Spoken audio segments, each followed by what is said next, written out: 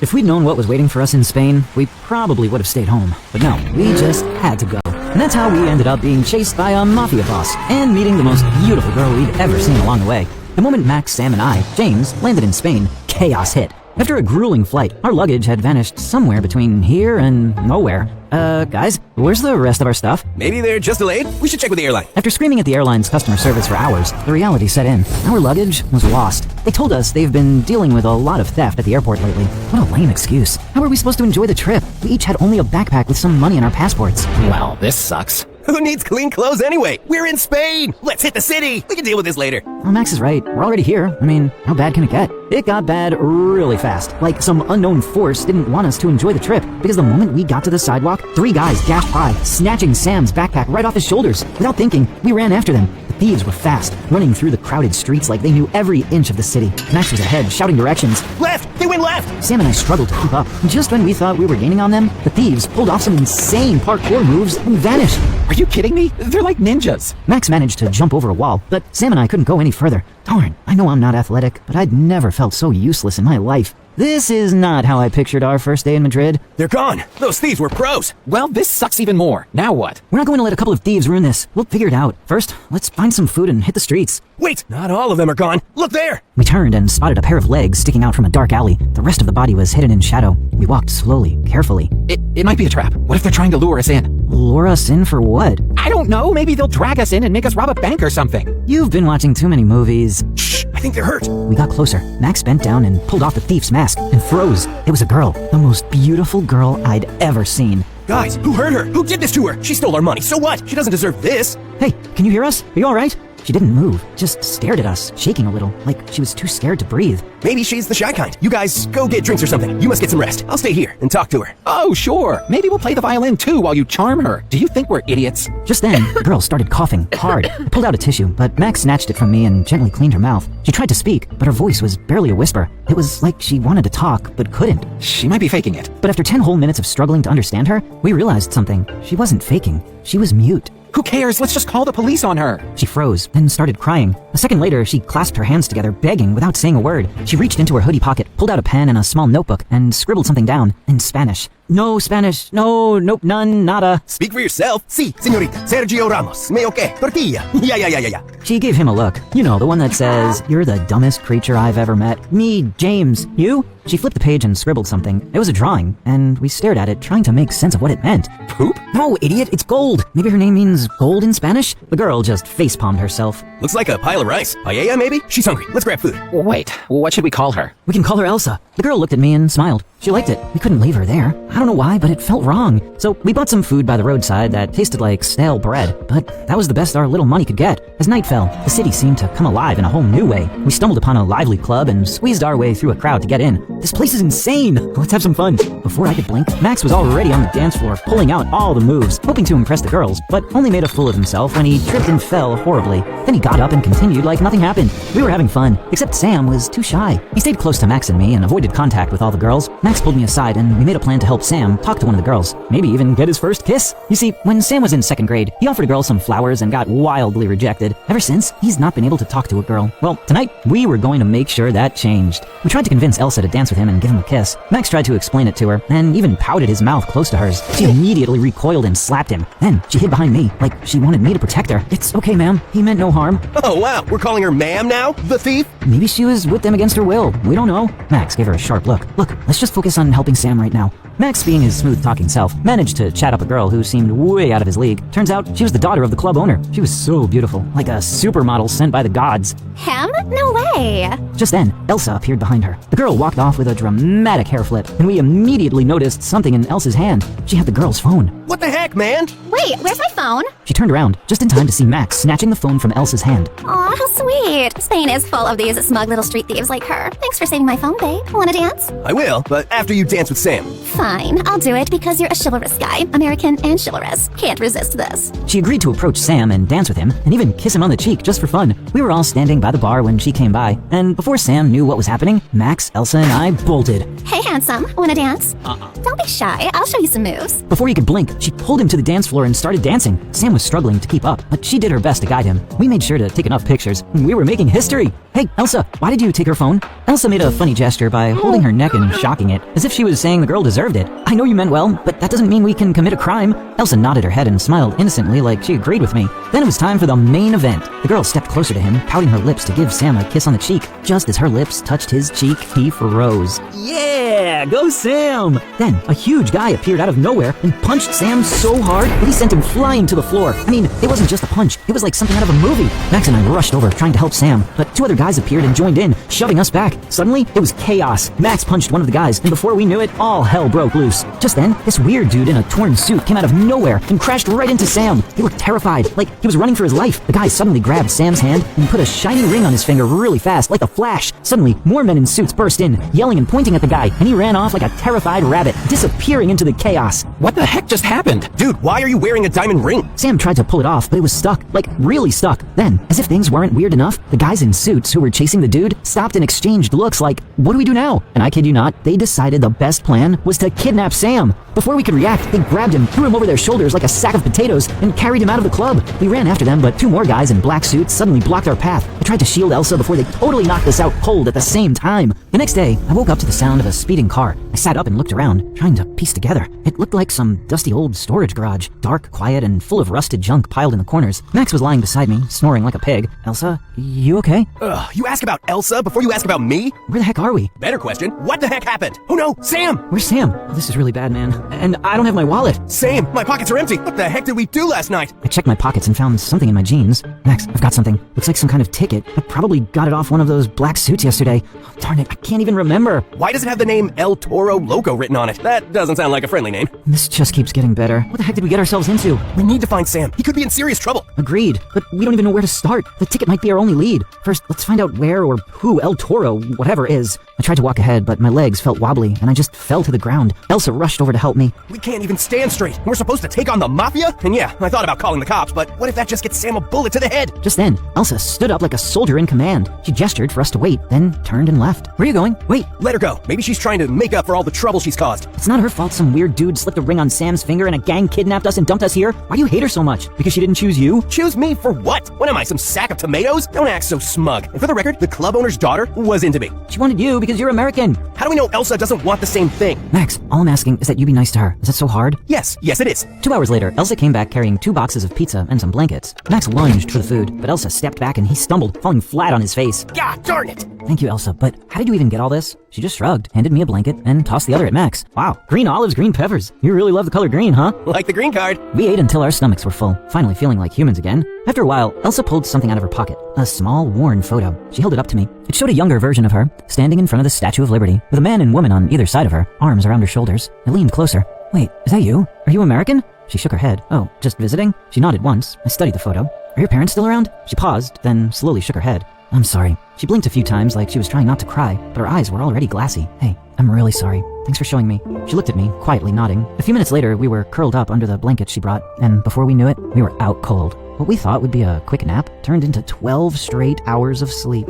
We woke up freaking out. I grabbed Elsa's hand and the 3 of us rushed back to the road to find anyone who could take us to the El Toro Loco address. We walked along the dusty road for what felt like forever. Every time we waved at a car, it just sped past us like we didn't exist. Are we cursed or something? Do we look like hitchhiking criminals? Well, you are wearing a bloody shoe on one foot and a sock on the other. Max ignored me and kept flailing his arms at passing cars, but no one cared. Then Elsa stepped forward. She barely just raised her finger. The truck slammed the brakes and stopped right in front of her. When she walked toward it, the driver noticed we were following her. No, tú sola, ¿sí? The idiot wants her alone. Let her go. She's been nothing but bad luck. Elsa glared at him. I'm joking.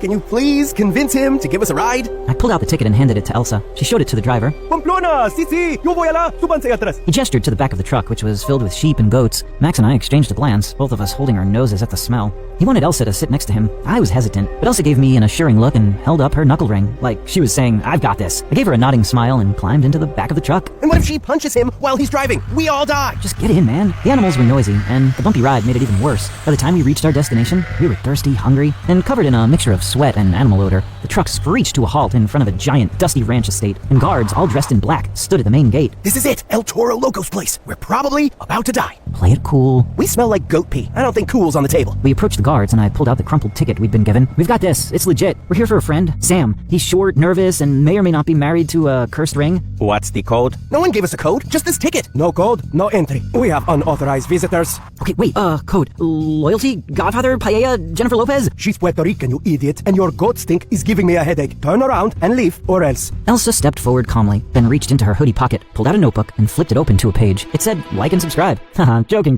But seriously, like and subscribe. It was a detailed sketch of a man, shirtless, heroic, riding a flaming bull through a thunderstorm while wielding a sword. The words, El Toro, King of Fire, were written at the top in bold. Is that the boss? On a bull with a six-pack. Elsa turned the page to show more sketches. El Toro sitting on a throne made of gold bars. El Toro arm wrestling a lion. Do we show him? We show him. He took the notebook and disappeared into the building. A few minutes later, he came running back. He wants to meet her, right away. The guards opened the gates and led us into the ranch. Elsa marched on forward while we followed in shock. Did she just fan art her way into the mafia? I have so many questions for her. We were taken to a room filled with rough-looking gangsters, and at the center was El Toro Loco. He was enormous, bald, had a mustache like 2 overcooked churros, and a huge belly. He was holding Elsa's notebook and giggling. Mira esto! Look at me! I am a god on this bull. I want to frame it. No, better. I want it on a cape. Yeah, no, totally. You look very mythological, sir. Majestic even, at your peak masculinity. El Toro leaned back and laughed, slapping his thigh, which jiggled for a full 5 seconds.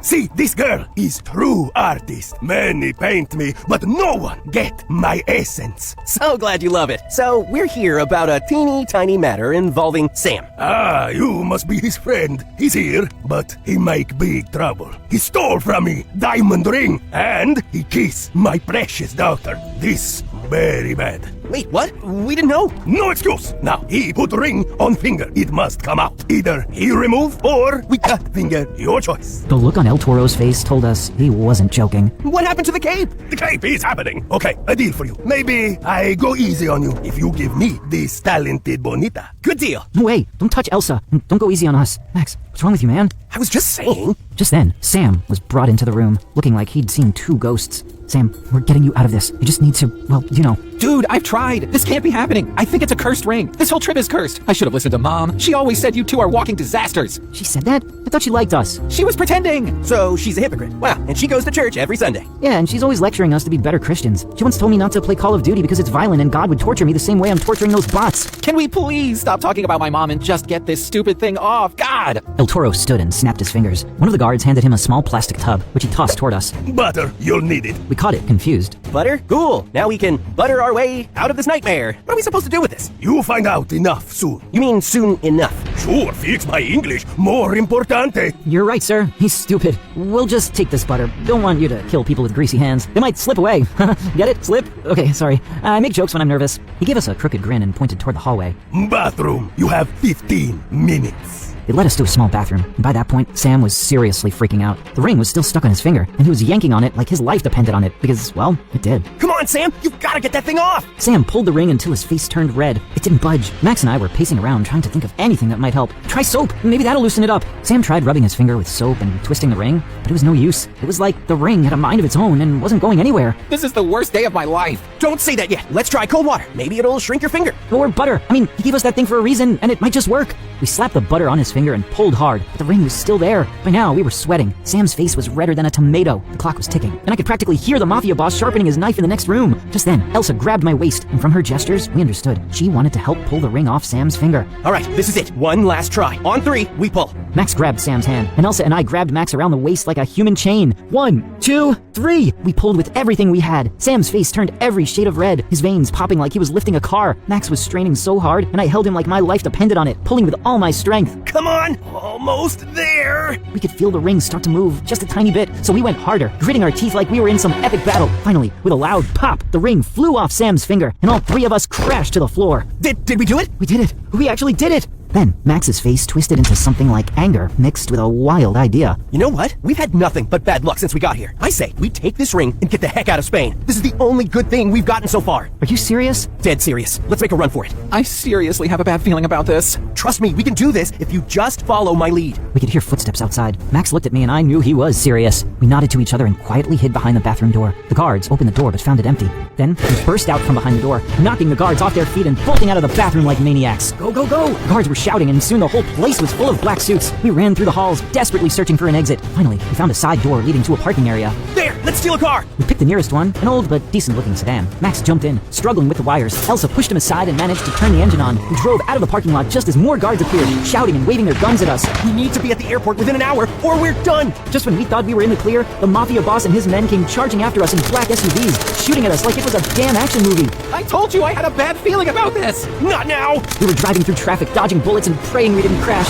Then, out of nowhere, the police showed up, probably because of all the gunfire. The police cars started chasing the mafia SUVs, thinking they were the main threat. Thank you, Spanish police! The mafia turned their attention to the cops, exchanging gunfire, which gave us just enough time to escape. But Max, being Max, felt the need to stick his head out the window and curse at them. Burn in hell, you sons of witches! And just like that, he leaned out a little too far, lost his grip, and tumbled right out of the car. He fell. Someone's gonna hit him. He'll die. He's probably dying already. Elsa didn't wait. She spun the wheel like a stunt driver and tore down the road in the opposite direction. Cars were honking like crazy, but she weaved through them like she'd done this before. Oh, sweet baby Jesus, take the wheel and forgive my sins. In seconds, Elsa got us back to where Max was lying in the middle of the street. He swung the passenger door open, and with Sam's help, we yanked him back inside. Elsa, you saved me! Are you gonna say sorry now, or... Okay, fine, sorry. She's cool, she's awesome, she's James Bond! Whatever! Drive! Get us to the airport! We took the nearest exit, speeding toward the airport like our lives depended on it, because they did. We reached the airport, ditched the car in a no-parking zone, and sprinted through the hall like madmen. Travelers were dodging us as we jumped over luggage and pushed past security. But just before we reached the check-in gate, I looked over at Elsa. She was standing quietly beside me, hugging herself, her eyes wide as she took in everything around her. We're never talking about this trip again. Actually, I think I'm staying. Wait, what? Just for a little while. I'll call my dad, sort things out with the embassy. Elsa's got no one here, and honestly, I don't feel done. You're gonna walk back out there with a mafia boss still loose? Relax, I'm staying in the airport. I'll wait right here till my dad shows up. The embassy's already on high alert thanks to all the gunfire. Wow, look at you, romantic hero vibes. Yeah, but like quiet romantic. The strong silent kind. That's my title. He's more like shy with good hair. Shut up. We all laughed. Even Elsa smiled. They both turned to leave. I stood there watching them walk off, and then Elsa stepped a little closer, took my hand, and smiled. Despite everything we'd been through, I knew one thing. Spain had more to show me.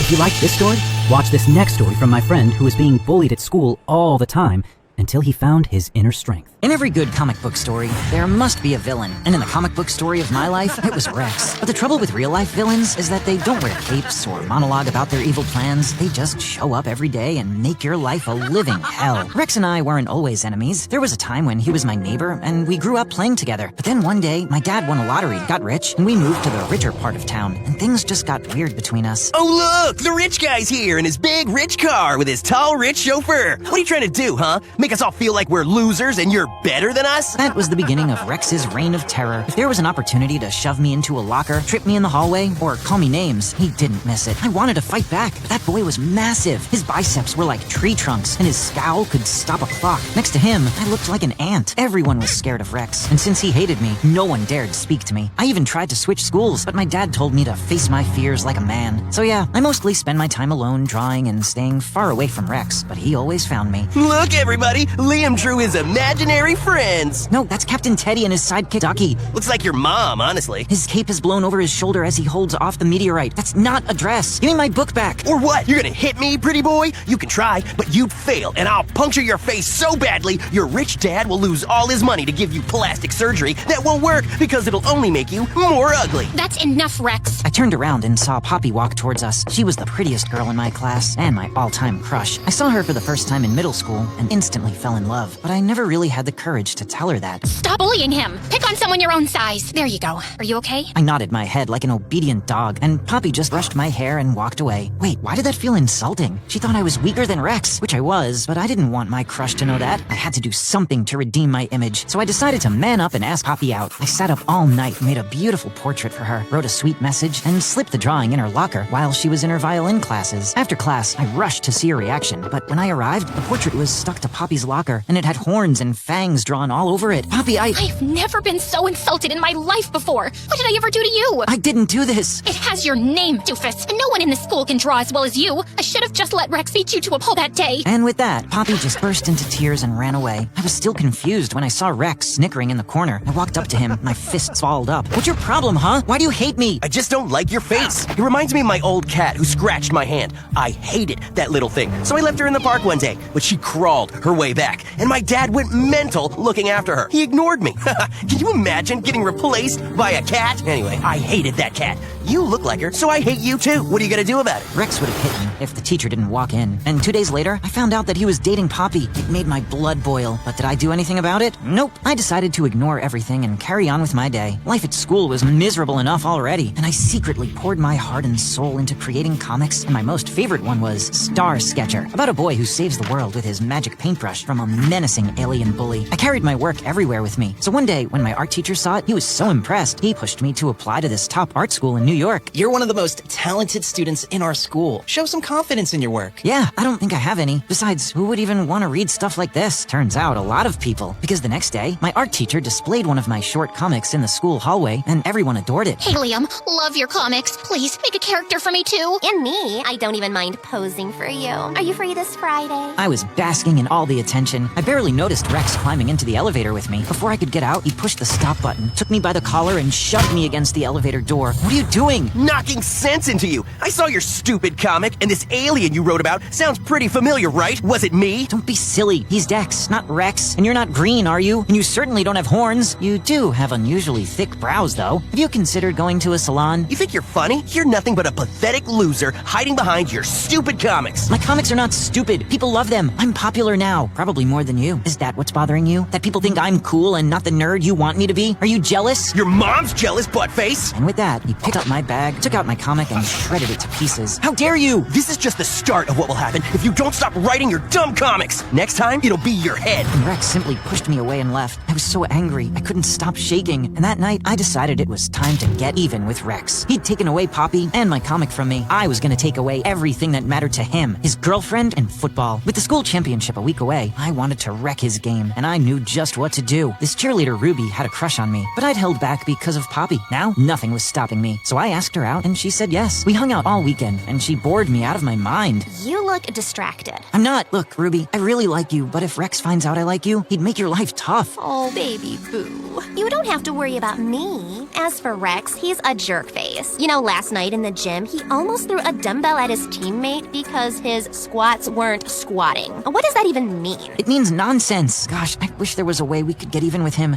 Actually, there might just be. Can you get me into the boys' football locker room before the match? I can try. I know where the coach keeps the keys. What's the plan, though? I told Ruby everything, and she seemed impressed. As promised, she sneaked me inside the locker room, and we sprayed itch powder all over Rex's gear. Throughout the game, Rex kept scratching his butt, which really slowed him down. The coach eventually noticed and benched him, and blamed him for losing the match. Your scratchy butt cost us the match. Next time, shower. Next time, coach better. So what if I was benched? What were the rest of these losers doing? Watching me scratch my butt? Get out. Coach benched him for the rest of the season, and Rex was so angry, he lashed out more at the coach and ended up getting suspended for a whole week. This was my chance to get Poppy's attention, but she was still not talking to me. I had to think of a way to get her attention, and one day, I saw her sitting alone in the cafeteria. Oh wow, that's the most appetizing pizza I've ever seen. Do you want it? No, I mean, I'd love to, but I just can't. I used to have pizza almost every other night as a kid, and I got so fat, it took forever to shed all that weight. Not that you're gaining any weight eating this. You're not fat at all. You have a great figure. Cherry? No, thank you. Funny story, I can tie one of these into a knot using just my tongue. Watch me. I popped the cherry in my mouth and started twirling it around. But instead of a cool trick, I accidentally swallowed the whole thing and choked on it. I thought I was gonna die when one of the students came over and gave me the Heimlich maneuver. I coughed up a cherry and it went flying straight into Poppy's eye. I'm so sorry. Stay away from me. Okay, so that went to trash, but I didn't give up and decided to give my luck another shot. But this time, I knew I had to do something bigger, so I turned to Dad for help. I told him everything that happened and he stared at me. Wow, my son's stupid. Dad, I don't need your judgment. I've got enough of that already. Okay, fine. Let me tell you a story. Your mom was pretty popular in school, and I was just a geeky kid with a crush on her. I could never tell her. Heck, I couldn't even talk to her. Then one day, I saw some guys bothering her on her way home. I stepped in, saved her, and she called me brave and agreed to go out with me. She said I was her hero. I never said that. You don't remember, darling? Now teach me that cherry trick, Liam. Some other time. Thanks, Dad. Talking to Dad made me realize I had to be Poppy's hero, but her boyfriend ate dumbbells for breakfast. What could I possibly save her from? So I hired some actors to fake trouble her, and I'd swoop in to save the day. She had violin classes near school, so we planned it for then. But on the big day, I got stuck in traffic and was 10 minutes late. By the time I arrived, the guys were towering over Poppy, and they were not the actors I'd hired. Lose the money or lose your life. Poppy looked terrified. I had to act, so I grabbed a rock and flung it, accidentally hitting Poppy in the leg. Ow! I'm so sorry. One of the guys came at me, but I kicked him in the shin, and he started limping. The other one attacked from behind, but Poppy threw a rock and nailed him in the face. He screamed, and I grabbed Poppy's hand, and we ran for our lives. We finally stopped at a cafe, panting and hiding before those guys caught up to us. Close call. Are you okay? My legs are on fire. But yeah, I'm okay. You should sit down. I'll ask if they have first aid in the cafe. Thankfully they did. And while I was gently cleaning Poppy's wound, I caught her stealing glances at me. I'm sorry. I know I say that a lot, but It's okay. After the way you jumped in to help me, even though you hate my boyfriend, I really can't hold a grudge. Thank you. Poppy and I got closer after that day. She'd wave at me in the hallway, smile at me in class, and sometimes I'd catch her staring at me in the cafeteria. Rex didn't notice. He was too busy trying to find a way back into the team, but Ruby did, and she was not happy. I hate the way she looks at you. It makes me so jealous. You know, I even messed up my routine today and chipped my nail. So? Why don't you get new nails today? My treat, with Ruby at her nail appointment. I called Poppy and asked her if she was free to hang out. We decided to meet at this popular club, and I was pretty excited. That was until 10 minutes later, Rex walked in and pushed me away. You little weasel! You are the one who ruined my game! What are you talking about? What are you? Shut up! Your dumb girlfriend told me about how you put itchy powder in my shorts. You're lying! Why would Ruby do that? Because you lied to me. Suddenly, Ruby walked in and shoved her phone in my face. My friend saw you walk in with this dumb twig and clicked this picture. Excuse me? Mind your tongue. And you mind your hands. He's my boyfriend. Cool it, girls. This isn't about you. Hey, pretty boy, itchy powder? Seriously? What are you, 12? Why don't you fight like a man instead of hiding behind pretty girls? Or are you too scared? Do you still wear diapers? I hope you do, because you're about to pee your pants. Rex threw a punch at me, but thankfully I ducked in time. I picked up a ketchup bottle and sprayed it into his eyes. He got distracted, so I pulled all my strength into one tight punch and smacked him in his jaw. He crashed into a nearby table and was about to charge at me when the manager showed up with the police and got both me and Rex arrested. That looks bad. Not as bad as your face. And stop talking to me. We're in this mess because of you. Me? You ruined my future. You ruined my life. You've bullied me forever, calling me names, making my life hell, insulting my art. You even went after the girl I liked, and don't pretend it was out of love. You're a selfish prick, Rex. Maybe. But what about you? You got rich and forgot about me. The day your dad won the lottery, I came to congratulate you. You didn't even look at me. Do you know how insulted I felt? You hurt my ego. Are you freaking kidding me? My place was packed that night. I might have missed you. You could have talked to me, and we'd have sorted it out. I thought you didn't care. God, I can't believe you bullied me for years over that. Now I'm here, with my right arm injured, not knowing when I'll draw again. And I have my whole portfolio to finish. Not like I'm in a better situation.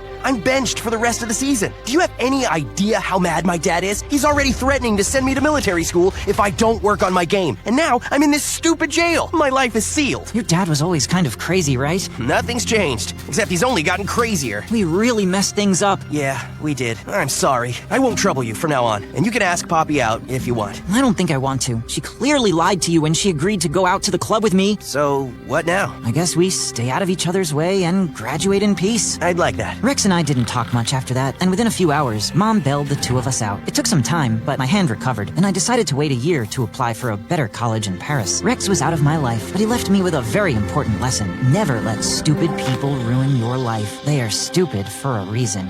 I fought back my tears as I desperately tried to stop the love of my life from walking away. My love, please, don't go. I don't think I could live without you. Then prove it to me. Give me one more reason to stay. You can have everything. My heart, my mind, my body, my soul. And most importantly, my lips. The raindrops danced around us as we shared the most passionate kiss ever. And cut. Perfect. That's a wrap. The director had already yelled cut, but Reese kept kissing me. I had to push her away because her breath smelled so bad I almost threw up. It's rotten tuna, isn't it? I told you not to eat something stinky before our kissing scenes. Ignore my calls again, and it's a dead rat next time. You're crazy. Having Reese as my female lead was a total pain in the butt. Our agencies told us to act like lovers to promote our romance film, but she was too clingy to be a fake girlfriend. She was even worse than my obsessed fangirls who had no concept of privacy. After filming, I escaped to my private gym to work out, but just as I stepped out of the shower, a creepy girl suddenly descended from the ceiling. Who are you, and how did you get in here? I was just destined to be here. Finally, I got to see you up close. I couldn't believe you're real. You're just too handsome. It hurts. I immediately alerted my bodyguards, and they caught her in midair as she tried to pounce on me like the hungriest tigress alive. Leon, please. Just one chance. Jeez, can I ever catch a freaking break? The gym incident quickly made the news, and instead of addressing it, my psycho mom/manager was thrilled. The more obsessed fans you have, the better. It just means you're getting even more popular. I'm expecting more movie offers and brand deals after this. But we should file a harassment case against that girl. And we also need to do something about Reese. We don't have to do anything, sweetheart. Just be grateful for your fame and enjoy it. Then could you at least let me enjoy an ice cream today? You know sweets are strictly out of your diet plan. Your next role is an expert martial artist who hunts robot sharks on land, so you have to bulk up. Girls love abs. I thought we were rejecting that offer. You know I can't do action. I'm a clumsy, scaredy bunny, Mom. That's what stunt doubles are for. Having my controlling mom as my boss and manager was the worst. I just wanted some peace and quiet, but it was impossible with her. Later that day, while we were filming in a park, Reese kept clinging on to me like a leech, even during film breaks. Reese, for the love of God, get off me! But you told me that I can have everything, including your body. That was just a line from our movie. And to make matters worse, a group of jealous fans managed to pass through the barricades and sent our filming set into chaos. Get off him, you ugly, clingy witch! As I escaped to my car, I noticed a guy around my age peacefully playing with a claw machine on the side of the street.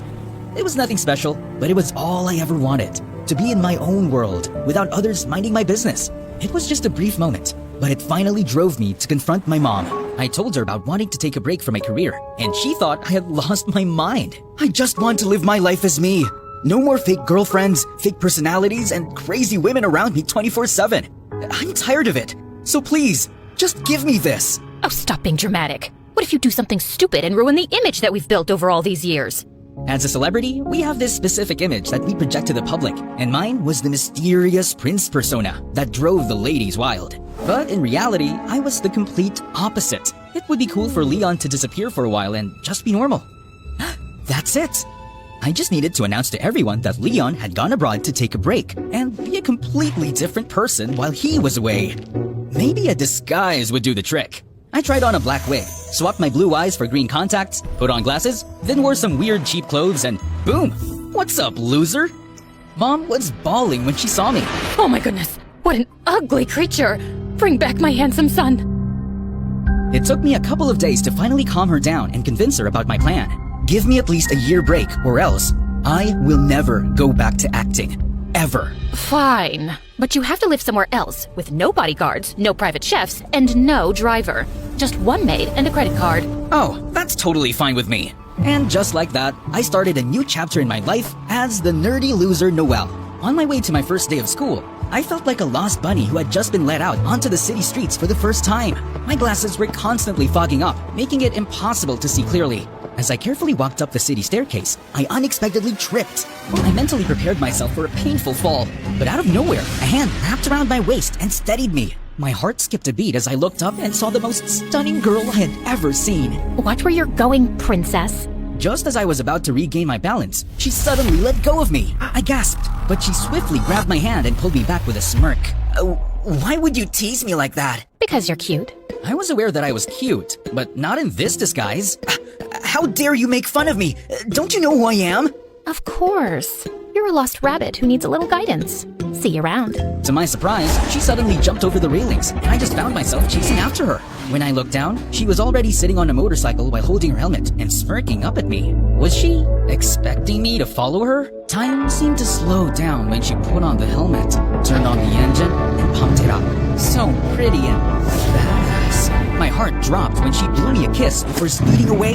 I blinked. Wait! I bolted down the stairs to catch up, but she was already gone, leaving me flustered and intrigued. Who is that girl?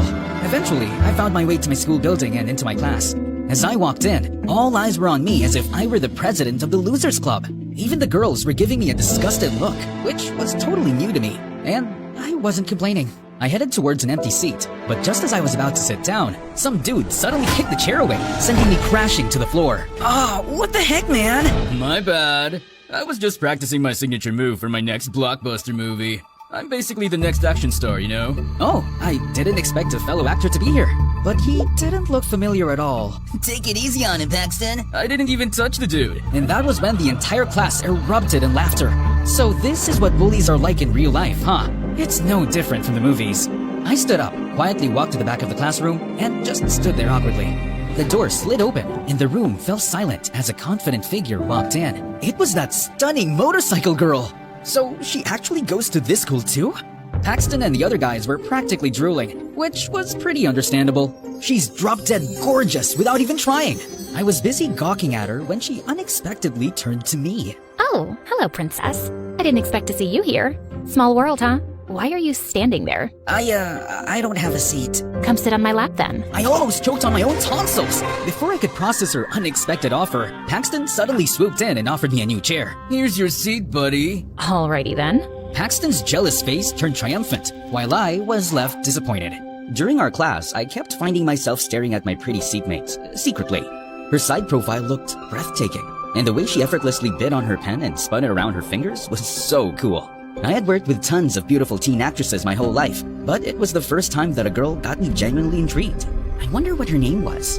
Later that day in the canteen, I found out that I could eat whatever I wanted, and I was ecstatic. All my life, it had always been my mom, our private chefs, and my assistants who decided what I should eat. And it was such a bummer. Dude, are you gonna eat the whole canteen or what? He's gonna eat everything and nothing will be left to us. We're doomed! Oh, don't worry. I'm gonna pay for everything. I handed the lunch lady my credit card, and everyone was looking at me like I just farted. That's not how it works here, young man. Is this your first time going to an actual school? Just then, the pretty girl suddenly appeared. He took a lot of food because it's actually for 2 people, right? What is she talking about? Right? Yes. We're gonna share. Come on, I'm starving. Paxton and the others were looking at us with raised eyebrows as she dragged me to an empty table. To my surprise, she sat beside me and started eating with me on the same plate. Seriously? On the same plate?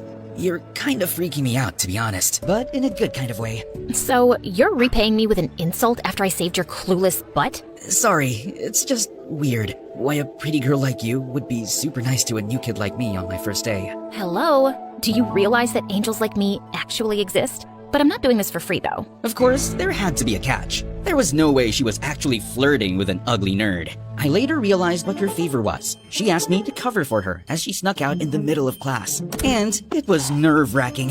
Through the window, I saw her riding her motorcycle and leaving. What on earth was she up to? Soon, I learned that her name was Kiara, and it was her habit to sneak out of class in the afternoon. She was also very famous among the boys, especially with Paxton. But she just kept turning him down. One time, Paxton gave her a bouquet of roses and chocolates. But what she did next earned some gasps around. Perfect. The trash has been starving. Another time, he showed off his brand new car and offered her a ride home. But she headed straight to her motorcycle and started it right in front of his car. But it just made me even more curious about her, and Paxton even more determined. One day, while he and his gang were talking in the hallway, I heard something that caught me off guard. One day, she's gonna crawl to me and beg for my attention once my upcoming film becomes successful. Of course it will, bro. I'm pretty sure you will be more popular than Leon. Wait, what? Leon? Were they talking about me? The next day, Paxton showed off his pictures from the filming set to Kiara, and it was the movie that Reese and I were currently filming. This movie's gonna be out soon, and I'm gonna bless your eyes with immaculate visuals and acting. So your role is a dead person? Yeah, and it's not easy to hold your breath for 2 minutes. Oh, wow. That's amazing. This is Leon's upcoming movie, right? How did you know that? You're stalking me, aren't you? I'm stalking that actor because I hate him. I hope his movie flops. Oh, you bet. Sharing the film set with him was traumatizing. He was a total jerk to everyone. He's dating his co-star Reese, and he was so horrible to her. That's not surprising at all. I heard he's allergic to girls. Maybe he's actually gay. Hearing Kiara talking bad about me made my sight dim. I don't think it's okay to judge someone you don't know. Oh look, we have a fan here. Kiara just raised an eyebrow at me and walked out. Oh no, was she unfriending me for that? Since then, Paxton kept telling fake news about me on set just to get Kiara's attention. And he was succeeding. One time, he asked for iced coffee and complained that it was cold. Oh, so he's a moron, I see. And I also remember when Reese almost threw up during their kissing scene because his breath smelled like rotten tuna. A disgusting, dumb jerk. What a lethal combination. Seeing Kiara believing all his lies made me furious, so I started ignoring and avoiding her since then. But one day, she cornered me. Hey, princess. Are you ignoring me on purpose? Stop calling me princess. I'm a freaking guy. You're cuter when you're jealous. What? I'm not jealous. Why would I? I just don't like people who talk bad about others without even knowing them. Is this about Leon? Jeez, you're really a fan, huh? Interesting.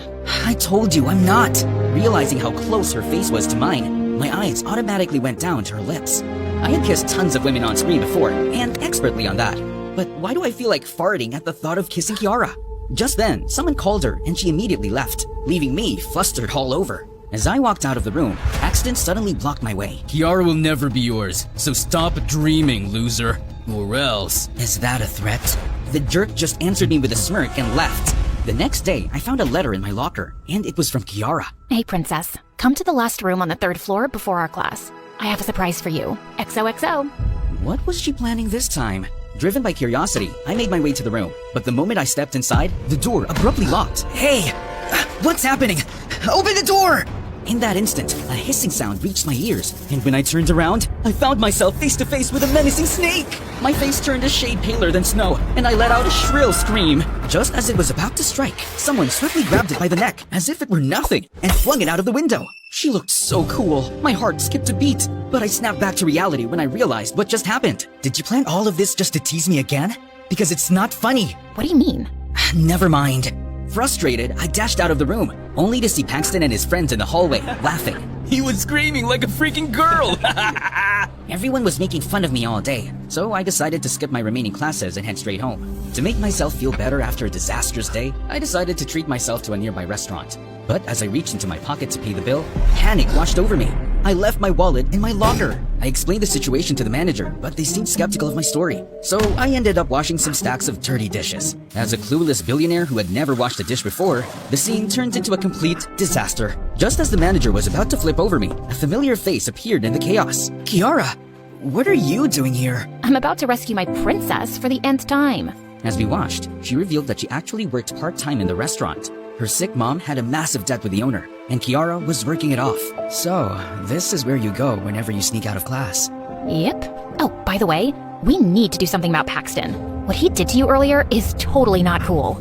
What do you mean? I saw him putting that letter in your locker. I got curious, so I followed you after you read it. And thank God I did.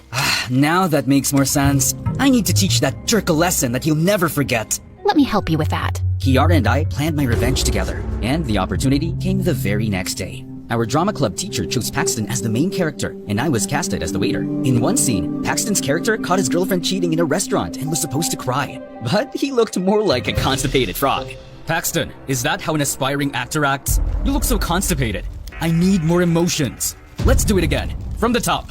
Babe, it's not what you think. I loved you and did everything for you, but this is how you repay me? It hurts. It really hurts. How could you do this to me, you ungrateful witch? Oh, for the love of God, you are such a hopeless case. Finally, our teacher had enough and decided to replace Paxton. That was Kiara's signal to start our plan. Excuse me, sir, but why don't we exchange the roles of the lead and the waiter? Just a suggestion. Oh, he's ugly, but okay, let's give it a try. All right, Noelle out, Leon in. Babe, it's not what you think. I loved you and did everything for you. But this is how you repay me? It hurts. It really hurts. How could you do this to me, you ungrateful witch? Out of anger, I grabbed the entire table and threw it in Paxton's direction, sending him crashing into the janitor's bucket. I then offered my hand to him with a smirk. Sorry, I just got carried away. You planned this for revenge, didn't you? As he tried to get up, Kiara pushed a button on a remote, and everyone gasped as smelly black paint fell over him. But everyone was too amazed by my acting to care about Paxton, who spent the rest of the day smelling like paint. Hey, best actor. I didn't know you had it in you. Nah, it's nothing. Anyway, did you see the look on Paxton's face? That was epic. I know, right? That scumbag deserves it. Kiara and I became closer over the next few months. We even sneaked out of school together, and I helped her out at the restaurant. Then one day when we were at the mall, she showed me her sketch pad. It was full of awesome motorcycle drawings. She told me about her dreams of becoming a motorcycle designer once she pays off her mom's debts. Looking at her eyes shine as she talked about her dreams made me feel like farting again. Oh! But her mood changed when she saw my face in a clothing store where I was the brand ambassador. To my surprise, she grabbed a pen and doodled on it. The security caught us, so we ended up catching our breaths in the basement. Why do you hate Leon so much? I swear, I'm not a fan of his. I'm just curious. Well, I have a friend who used to be a huge fan of his. One time, she tried to visit him on set to give him a gift that she had prepared for months. She begged for hours, but his assistant said that he couldn't spare even a second to meet his fans. I've also heard stories about him snubbing his fans and even getting them into trouble. It's just awful. Wow, that's terrible. But maybe he also has his reasons. Fans can be overwhelming sometimes. Celebrities are humans too. Look, let's not talk about him. Just the thought of him ruins my mood. Okay. What she said bothered me all night. I felt like I needed to change her mind about Leon. But how? It was the weekend when Kiara invited me to play at the arcade. While we were struggling with a claw machine, she suddenly received an emergency call. My brother was rushed to the hospital. I need to go. I insisted on going with her. Thankfully, he just had a minor tummy infection, and he would be fine in a few hours. And seeing Kiara taking care of her little brother melted my heart. Is that your boyfriend? No. He's just a friend, and his name is Noel. Hey, Noel! Don't ever hurt my sister, or else I'm gonna beat your butt! Loud and clear, sir. I bought him an ice cream and a burger, and he instantly declared me as his favorite human. That night, while he was sleeping, Kiara asked me to follow her. She led me to the parking lot and went straight to her motorcycle. Where are you going? She pushed an extra helmet on my hands and kicked the engine on. I felt my cheeks burn as she looked back at me. The light of headlights glinted over her helmet, and through her eyes is pure beauty. You're coming with me. I'll show you something special. Hop in. I snapped out of my daze and quickly put the helmet on. My heart pounded as I mounted the back of her motorcycle and awkwardly placed my hands on her shoulders. I didn't see her rolling her eyes amusingly and deliberately jerked the motorcycle forward, which made me panic and hug her waist. Kiara laughed. Could you stop teasing me? I can't help it. You're so cute. Well, hold on tight, princess. Let's go. Yeah! Then off we go. Kiara drove fast, but it felt like the world stopped moving. The wind touching my face made me feel free, and I never felt free for a very long time. The warmth of Kiara's back seemed to pass right into my heart, and I couldn't deny the fact that I was truly falling in love with this lady knight in her shining helmet.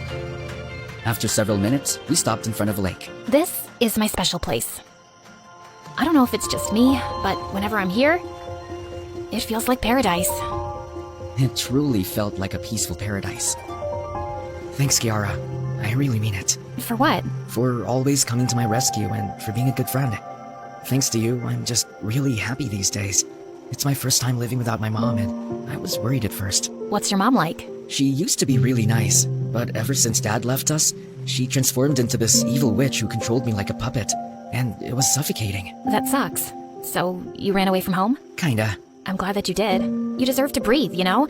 And I'm always here for you. I looked away as I noticed her staring at me. Am I making you nervous? Yes. No, I mean, a little bit. Look at me, Noel. Wow, look at those frogs.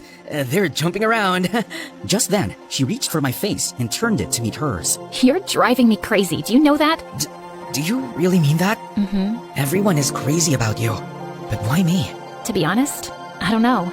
You're just something else. Something special. I closed my eyes as she leaned in, and when our lips finally touched, it felt so magical that I felt butterflies, and I had this unbearable urge to fart. I couldn't risk becoming a walking embarrassment in front of her. I had to save my dignity. I need to go. What? Why? I'm sorry. I was super ashamed about it, and the fact that I wasn't being truthful about who I really was made me feel bad. A few days later, I finally decided to come clean and confess. As I was looking for Kiara, I saw some guys drooling over a girl in the hallway, and blood drained from my face when I realized who it was. Reese! Holy crap, what was she doing here? Have you seen my Leon around? I swear my heart tells me he's just here, hiding. Panicking, I immediately ran to the back of the school and called Mom, and she begged me to come back because Reese had been out of control lately. Just give me more time, Mom.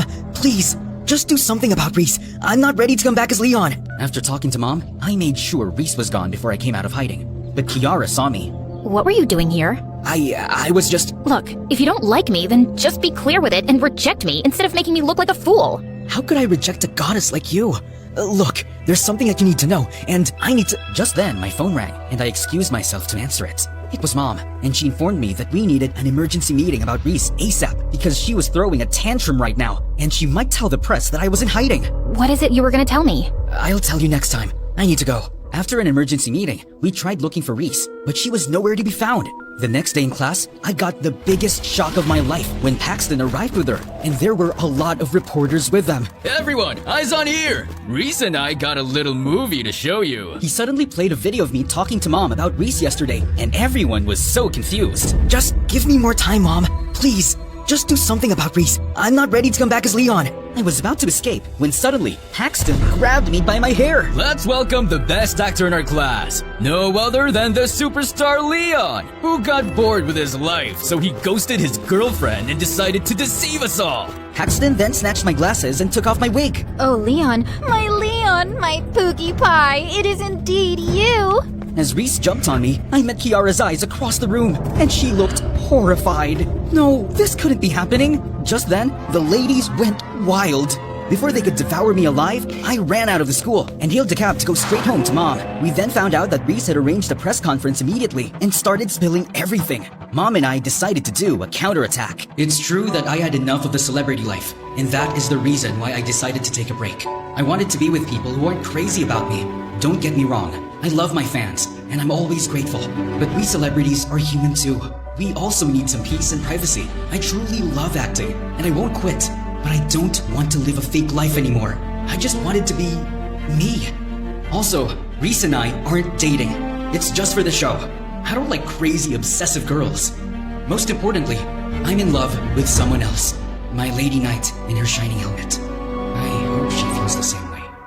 Reese went completely bonkers, so I was forced to file a restraining order against her, and our movie was eventually cancelled. But who cares? I only cared about one person right now, but she suddenly vanished on Earth. I asked the restaurant manager for her address, and when I went there, her brother told me that she didn't want to see me. I told you not to make her cry, but what did you do? Now go away! Please, just let me talk to her. Fine, consider this as my payment for the ice cream and burger. He then led me to where she was hiding. Inside the fridge! Are you planning to freeze yourself to death here? Do you hate me that much? No, I just feel so ashamed of myself. Ashamed of what? Because it has always been you, you idiot! I hated Leon because the fangirl that I told you about was actually me! What? So you were actually my fan turned hater? Yes.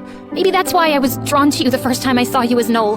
Maybe deep inside, I always knew it was you. And then I got to know the real you and fell in love, but I hated myself for not realizing it sooner. I should be the one to apologize for deceiving you. I swear, I have been planning to tell you. I know. I watched your statement earlier, and regarding your confession, I feel the same way. I mean, isn't it obvious? I love you, Kiara. I love you too, Noel. Leon, my princess, or whoever you are. She finally leaned in for a kiss, but I remembered something and backed away. Wait! I have something to tell you. What? That you fart whenever you kiss me? How did you know that? Relax. I think you just need to get used to it, and I'm here to help you with that. Come on, I need to know how the best actor kisses in real life. And with that, I gave her the best kissing scene ever.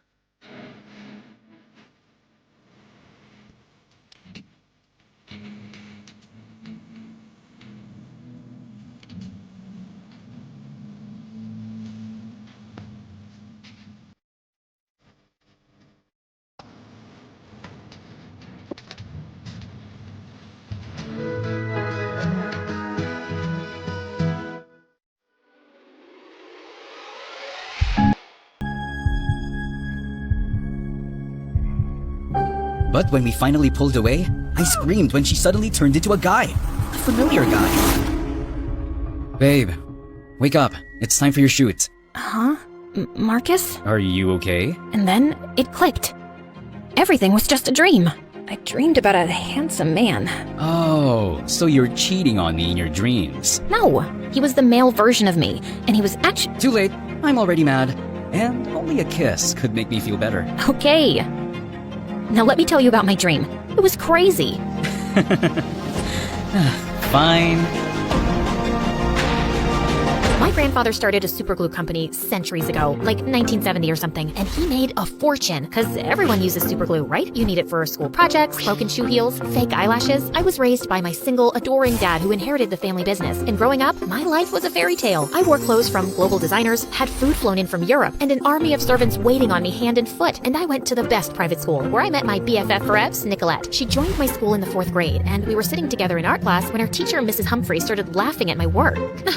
Liana, why did you make your elephant blue? It looks so silly. Why, have you seen all the elephants in the world? No, but I know there are no blue ones. How can you be sure until you've seen every elephant? Maybe one is blue. Nicolette, I said there are no blue elephants, and you'll listen to me. Why? I don't even listen to my parents. Everyone, color your elephants blue, purple, yellow, green, the whole rainbow. Mrs. Humphrey carried Nicolette off to the principal, and she was fired. Apparently, Nicolette's dad was even richer than mine, and the principal wasn't about to piss him off. I thought it was cool of her to stand up for me, and we've been friends ever since. And yeah, she can be vain, and she's kind of bossy. Like, we always have to eat where she says or watch the movies she wants. But overall, she's a first-rate bestie. Together, we practically ruled the school. Everyone either wanted to be us or be with us. For my 16th birthday, Dad said he had a special gift for me. Did you buy me an island? Another car? The Eiffel Tower? Eee, a credit card!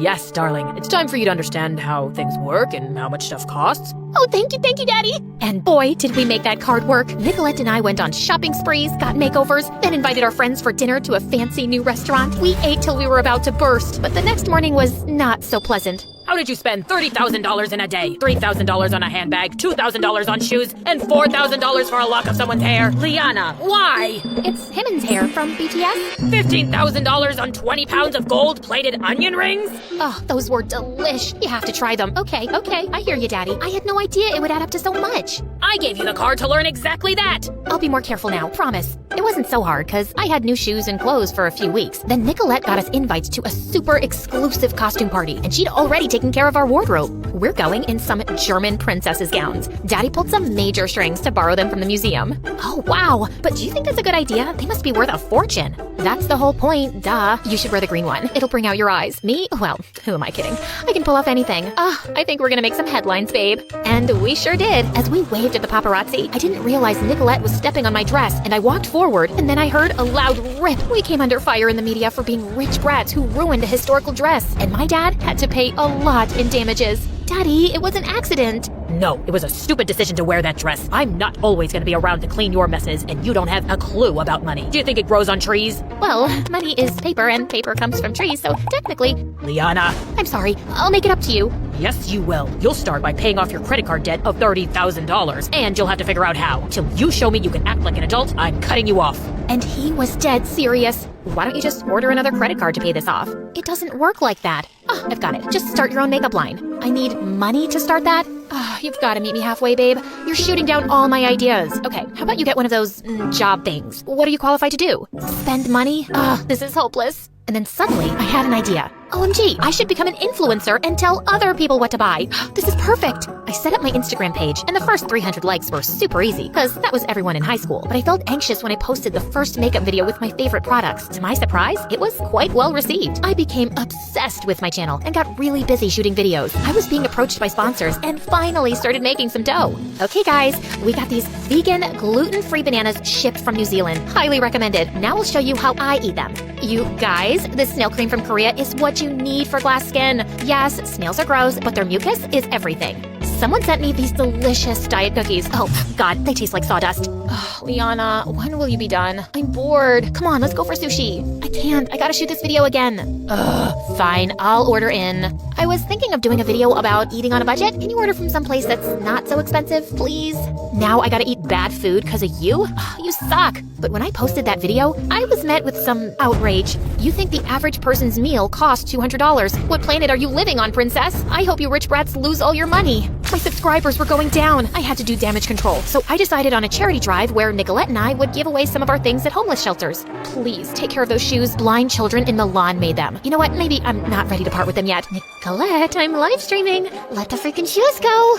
One girl looked really displeased when I handed her a makeup kit. What am I supposed to do with this? I don't even have enough to eat. Well, it's better to be pretty and poor than ugly and poor, no? Gosh, you rich people are awful. She threw a cup of coffee at Nicolette, who had a total meltdown. What have you done? This is a real fur coat that my daddy got from Russia? Ugh, you are such a cruel creature. You've ruined the sacrifice of 1,000 squirrels. Oh God, why is life so unfair? Well, that was the end of my Instagram channel. No one wanted to work with me after that. I'd barely made $5,000. So I had to get a waitressing job at a cafe. Girl, are you saying you're not going to the concert because someone else can't wait on tables? Yes, my shift ends at 10 p.m. Also, I can't waste money on a concert ticket. You're crazy for doing all this work when all you need to do is cry harder to your daddy. Ugh, I'm out of here. Nicolette started hanging out more with our other friends, but with school and long shifts, I was honestly too tired to care. Waitressing was hard. I asked for a non-fat soy milk double shot cold brew Spanish latte with sweet foam and cinnamon. Well, that's a lot to remember.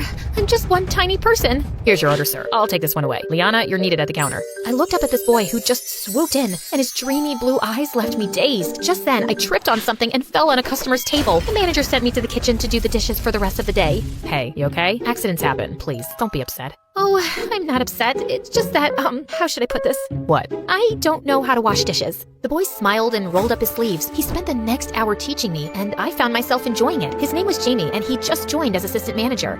So, Jamie, how'd you know my name? Did you ask around as soon as you got here? No. Your name tag kind of gave it away. Oh gosh, of course. Ugh, I'm so dumb. Nah, you're cute. You got some soap on your nose. Where? There. Work got a lot more bearable with Jamie around, and he even asked me out. We had an amazing date by the beach after our shift, but Jamie had a request. I'm gonna tell you something ridiculous, but please don't judge me. A few months ago, my friend's sister confessed in front of a lot of people that she's in love with me, and she's super weird and smells like tuna, so I just panicked and said that I'm gay. Now, I've been living that lie, and I need to fix it, but till I do, please don't tell anyone that we're dating, not even your BFF. Oh God, I'm such a dummy. Don't worry about it, I won't. Later when he dropped me home, he kissed me. I walked into my room humming, and then I screamed. Nicolette, you scared me. Why are you here? To put an end to all this stupidity? I can't watch you working like a donkey anymore. And she threw cash on my bed. I went into Dad's office and threatened his stupid assistant to give me money. And when he refused, I threw ketchup at him. He cried and said I made him feel unsafe. Like, what does that even mean? Anyway, I think he hates Dad because he gave me double of what I asked for behind Dad's back. So here, take the money. I knew I should have said no, but man, I was so tired of working. So I gave Nicolette a big hug and gave Dad the money, and he returned the credit card. I won't be keeping checks on you anymore, darling. You've proved that you can be responsible. Nicolette and I were back to hanging out, except some evenings I'd be busy with Jamie, and some nights she was away on dates. One day I went to the mall alone when I saw something that made my heart drop. It was Nicolette in Jamie's arms, and they were kissing. What's going on here? How dare you kiss my boyfriend? Oh, what? Have you hit your head somewhere, Liana? Jamie stared at both of us, then ran away at supersonic speed. What the heck? I've been dating Jamie for weeks. He works at the cafe. I know. I dropped by once to see you, but it was your day off, and I met Jamie there. We've been dating since. He told me not to tell anyone. Oh my God, I can't believe he played us both. What a weasel. Total jerk. But if he had to choose, we know who it would be. Avi. Oh, you think it's you? Why's that? You know, I'm prettier and richer and definitely more fun. Come on, you'd be so boring without me. Oh yeah? Remember that time I had to shut down my Insta channel because of you? Or how about that whole dress disaster? That was so fun. It's not like I forced you to wear it. Yes, you did. You're so bossy. You always decide things for me. It's not my fault you're a pushover. You've always had the backbone of a jellyfish. Remember in 5th grade when I had to defend you in art class because I felt sorry for you? Did you feel sorry because I'm a jellyfish or because I'm ugly? Or maybe you just acted like that because you've always been a spoiled brat. You're one to talk, Miss Gold Onion Rings. You ordered those. At least I was there on your birthday, unlike you. Oh my God. I missed one birthday in 8th grade because I was getting my appendix removed. So you say. Except I'm pretty sure you flew to Paris that weekend to buy the bag I wanted. I felt so annoyed that I tugged at her hair. She pulled hard at mine, and we broke out into a huge fight in the middle of the mall. We finally stopped to catch our breath.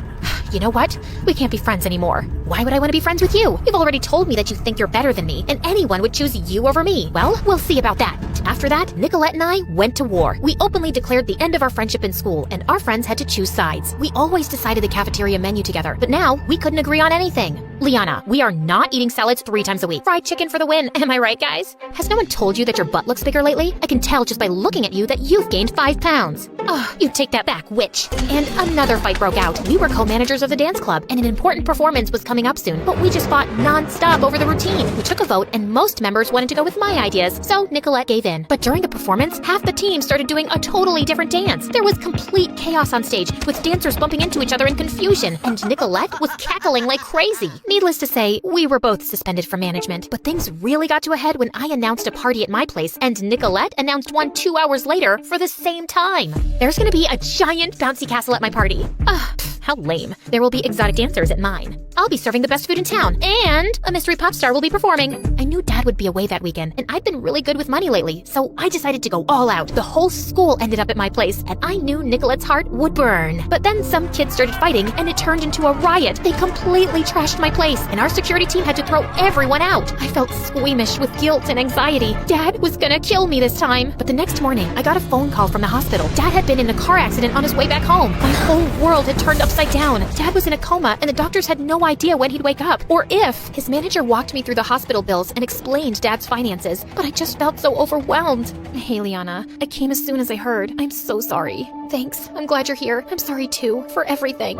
Me too. I can't believe that stupid Jamie set us off like that. FYI, I got Daddy to get him fired. He deserves that, but I don't think our fight was really about him. Clearly, we've had issues with each other that we just never talked about. Let's just call it a truce now, okay? Of course, and I'm here for you, babe. She did try, but Nicolette was Nicolette, and my responsibilities bored her soon enough. I had an entire household to manage, and I even had to learn more about the family business to make decisions on Dad's behalf. I had some serious growing up to do, and one day when I went to visit Dad, I screamed when I saw him sitting up and smiling. Oh my God, Daddy, please don't scare me like that again.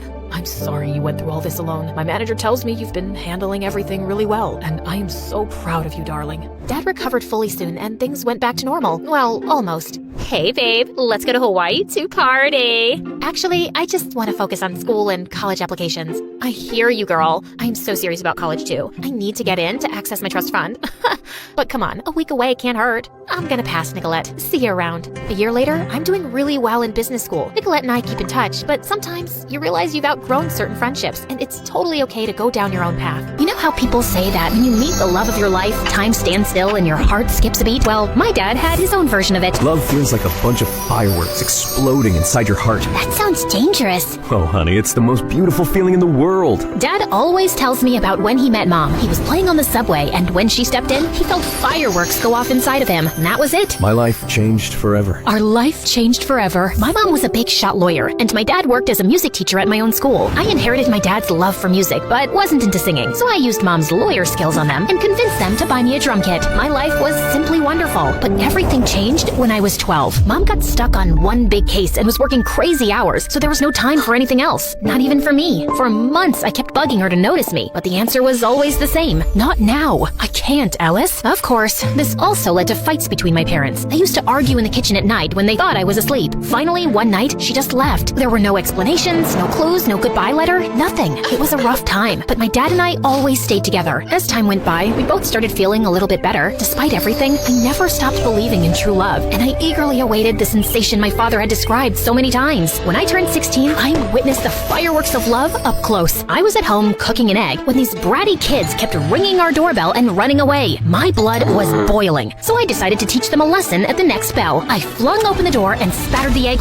right onto them. To my surprise, it was Luke, one of my dad's guitar students. He was one of the most popular, truly dreamy, funny, and kind guy in our school. Oh no. This egg! Lucky you! You just won a tuition discount from Dad! I quickly made this up, but he kept staring at me in complete awe. Then it happened. It struck him like lightning, just like my dad described. The whole fireworks and electricity package. Hi, Alice. I love you. But here's the twist. I didn't feel the same way. However, from that moment on, Luke embarked on a mission to win my heart, while I tried to refuse his advances without hurting him. Flowers for you. Beaut. Bees. It has bees. I baked brownies for you. Thanks, but I prefer vegetables. He invited me to the amusement park, but I pretended to be dizzy when he was going to kiss me on the Ferris wheel. And then he also asked my father for my hand. So, what do you think? Tell him that he has to provide 4 sheep, 5 cows, and 1 unicorn in exchange. Yet Luke never gave up, and finally, he went all in. He performed for me on my balcony, singing the very same song my dad used to woo my mom back in the day. And I swear I could see Dad helping him the whole time. Then he asked the big question. Do you want to be my girlfriend? Luke, I like you, but... I'll take that. It's a love story, baby. Just say yes. I know what you might be thinking. How could you not love Luke back? He sounds like the perfect guy. And And you'd be right. He was everything I could have wished for, and more. He even quoted Taylor Swift for me. I decided I should give him a chance. Maybe the fireworks would appear slowly for me. Okay, let's do it. After a few months, things were going great. He was a great boyfriend, and I cared for him. One day, as we hiked up a hill, my foot clumsily met a cluster of rocks. I was about to fall when Luke grabbed my hand and held me. Are you all right? I nodded. The sunlight hit him just right, and he looked just beautiful. He leaned in, and he rewarded my safety with a kiss. It was a scene right out of a movie. Come on, guys. You see? I tried, but I just couldn't help feeling nothing. By the time we reached the top of the hill, I decided to end things. Luke deserved someone who could truly love him. After a brief pause, I managed to muster the strength to share my feelings. However, as I looked at him, tears were welling up in his eyes. Alice, there's something I have to tell you. Yes, Luke? I'm thrilled that we're together. I've been looking for the perfect partner for what feels like forever. Tears began to fall down his cheeks, and I hugged Luke tightly. How could I break his heart after that? I just couldn't. I needed a new plan, a way to end things without hurting him. Just then, I got an idea. I needed to find my boyfriend a new girlfriend. Yet, it was easier said than done. Finding the perfect girl for Luke was certainly a tough mission. I introduced him to Sarah in a bowling alley, but it turned out she was only interested in using Luke to make her ex-boyfriend jealous. On trivia night, Claire and Luke had a heated argument about the best pizza toppings. They didn't get along after that. Lastly, how can I forget about Julie? When I introduced her to Luke at a party, it was pretty clear that she was more interested in me than in him, much to Luke's amusement. Of course, he knew nothing of my plan. I introduced so many girls to him, pretending they were my friends, but none of them sparked even the slightest explosion. Luke only seemed to have eyes for me. Darn him! After a few weeks of failures, I was about to give up hope. But then, right in my dad's class, the solution seemed to fall from the sky, almost literally. Boys and girls, we have a new exchange student from South Korea. This is Moon. That new girl seemed quiet, but she was a total stunner. We have a little welcome tradition here. You've got to sing us your favorite song while standing upside down. What? You could actually see Moon's soul leaving her body. Kidding. But come on, it'll be a blast. So, which song are we going with? For a brief moment, Moon seemed to be torn between making a mad dash for the exit, pretending to faint, or fighting my dad to ignore his request. Love Story by Taylor Swift. Bingo! That was the girl who was gonna sweep my boyfriend off his feet. I couldn't have been more thrilled. Above all, she had a beautiful voice. She was perfect for Luke. As soon as the class ended, I walked up to Moon. Hi, I'm Alice. That was amazing. Thank you. I just hope I don't have to do that to introduce myself in math class. Don't worry about it. The gym teacher might make you do some push-ups in front of the whole school, but apart from that, well, that's it. I'm going back to South Korea. She even had a great sense of humor. By the way, the music teacher who just made you sing in front of everyone is my dad. But don't hold that against me. I won't. He seems cool. He is, in his own unique way. Surprisingly, considering that if my plan worked, Moon would steal my boyfriend from me, the two of us immediately hit it off. I was happy to make a new friend, but the most important thing was that I had an inkling right from the start that she and Luke were a match made in heaven. I had to rush to my plan. By the way, I'm in a band. Ever considered becoming a rock star? A rock star? Sure, but only if we get to wear sunglasses indoors. Of course! You can't make great music if you don't look cool. With my master plan in motion, I organized a rehearsal in my garage for that same night. As usual, Luke and I began a friendly battle over which song to play next. But just as the tension was mounting, Moon made her grand entrance. Hi there. When Luke turned to meet her gaze, something magical unfolded between them. Their fireworks were so intense that, for a moment, I thought the neighbors were bombing my house. Hi, I'm Alice's Luke. Nice to meet you, Alice Luke. I'm Moon. That's a beautiful name. Moon turned red as a tomato. I mean, it's cute. I mean, it's not a horrible name. They were so awkward and cute that they looked like two penguins trying to dance. The first part of my plan was complete. Over the next few weeks, I did everything to bring my new friend and boyfriend even closer. I planned this adorable picnic for the three of us, but then I faked a stomach pain, so they both got time together. Alice, are you okay? Oh no, not again. What's wrong, Alice? It's my, pigmatitis. Okay, let's go see the doctor. Clearly, my plan failed. Next time, I took them to the movies to watch an old, sappy romantic film. Where's Alice? She told me she wasn't coming because she hates Sandra Bullock. She hates Sandy B? Is that even possible? Right? I said exactly the same thing. They watched the movie together. All the while, I was lurking secretly in the background. In a particularly romantic scene, their shoulders leaned against each other. They locked eyes, and their lips came closer. It seemed that it was the moment. Want some more popcorn? Yeah, sure. So close. By the way, I, of course, don't hate Sandra Bullock. Slowly, I was running out of ideas and excuses. I even signed us up for a romantic bread baking class, only to remember right beforehand that I was gluten intolerant. Silly me. Since when? It's very recent. I don't want to talk about it. We can make gluten-free bread. It's not the same. Go on without me. Tragically, I had to keep up that lie and not eat a sandwich in front of them for way too long. Oh, the lengths I went to. But despite all my efforts, nothing was happening. They clearly had feelings for each other, other, but neither was making the first move. I was determined to give it one final shot, so I orchestrated an irresistibly romantic date at Rochester High Falls, Luke's cherished spot. I prepared the scene, and it looked spectacular. I stood there, admiring my masterpiece. This must have been how Billie Eilish felt when she composed Bad Guy. My plan wasn't complete without the final touch. 2 mysterious and alluring letters, one for Luke and one for Moon. That evening, they both arrived thinking the other had organized the date. I should have respected their privacy and left, but I sneaked a peek at the date and sat in a nearby grove with popcorn and soda. It seemed like they were still too shy to make the big move. Just as I was about to fall asleep, Moon slowly moved nearer to Luke's lips. The excitement was so intense that I could feel it moving through my body, particularly in my ankle. In my ankle? I looked at my leg and saw a raccoon clinging to my ankle. Freaked out, I totally lost it. I sprang from the bushes just in time to disrupt their big moment. Alice, what are you doing here? Oh, hi! Just taking a walk. Around the falls? Alone? At night? Well, you know what they say, when nature calls. Don't judge me. That's the best I could come up with. Alice, this isn't what it seems. We were just... Their embarrassment and guilt were clear. I'm sorry. They clearly felt terrible, and I felt even worse. It was entirely my fault. It was time to tell the truth. You don't have to feel guilty. I orchestrated the entire thing. What? You? Yeah. I couldn't help but notice the magic connection between you two. This is my strange way of giving you my wholehearted blessing. Well, at least I told them part of the truth. For a brief moment, Luke and Moon exchanged puzzled glances, and Luke turned to give me an earful. However, after what felt like an eternity, they both enveloped me in a hug simultaneously. Alice, I can't believe you'd do something like this. You could have just spoken to me.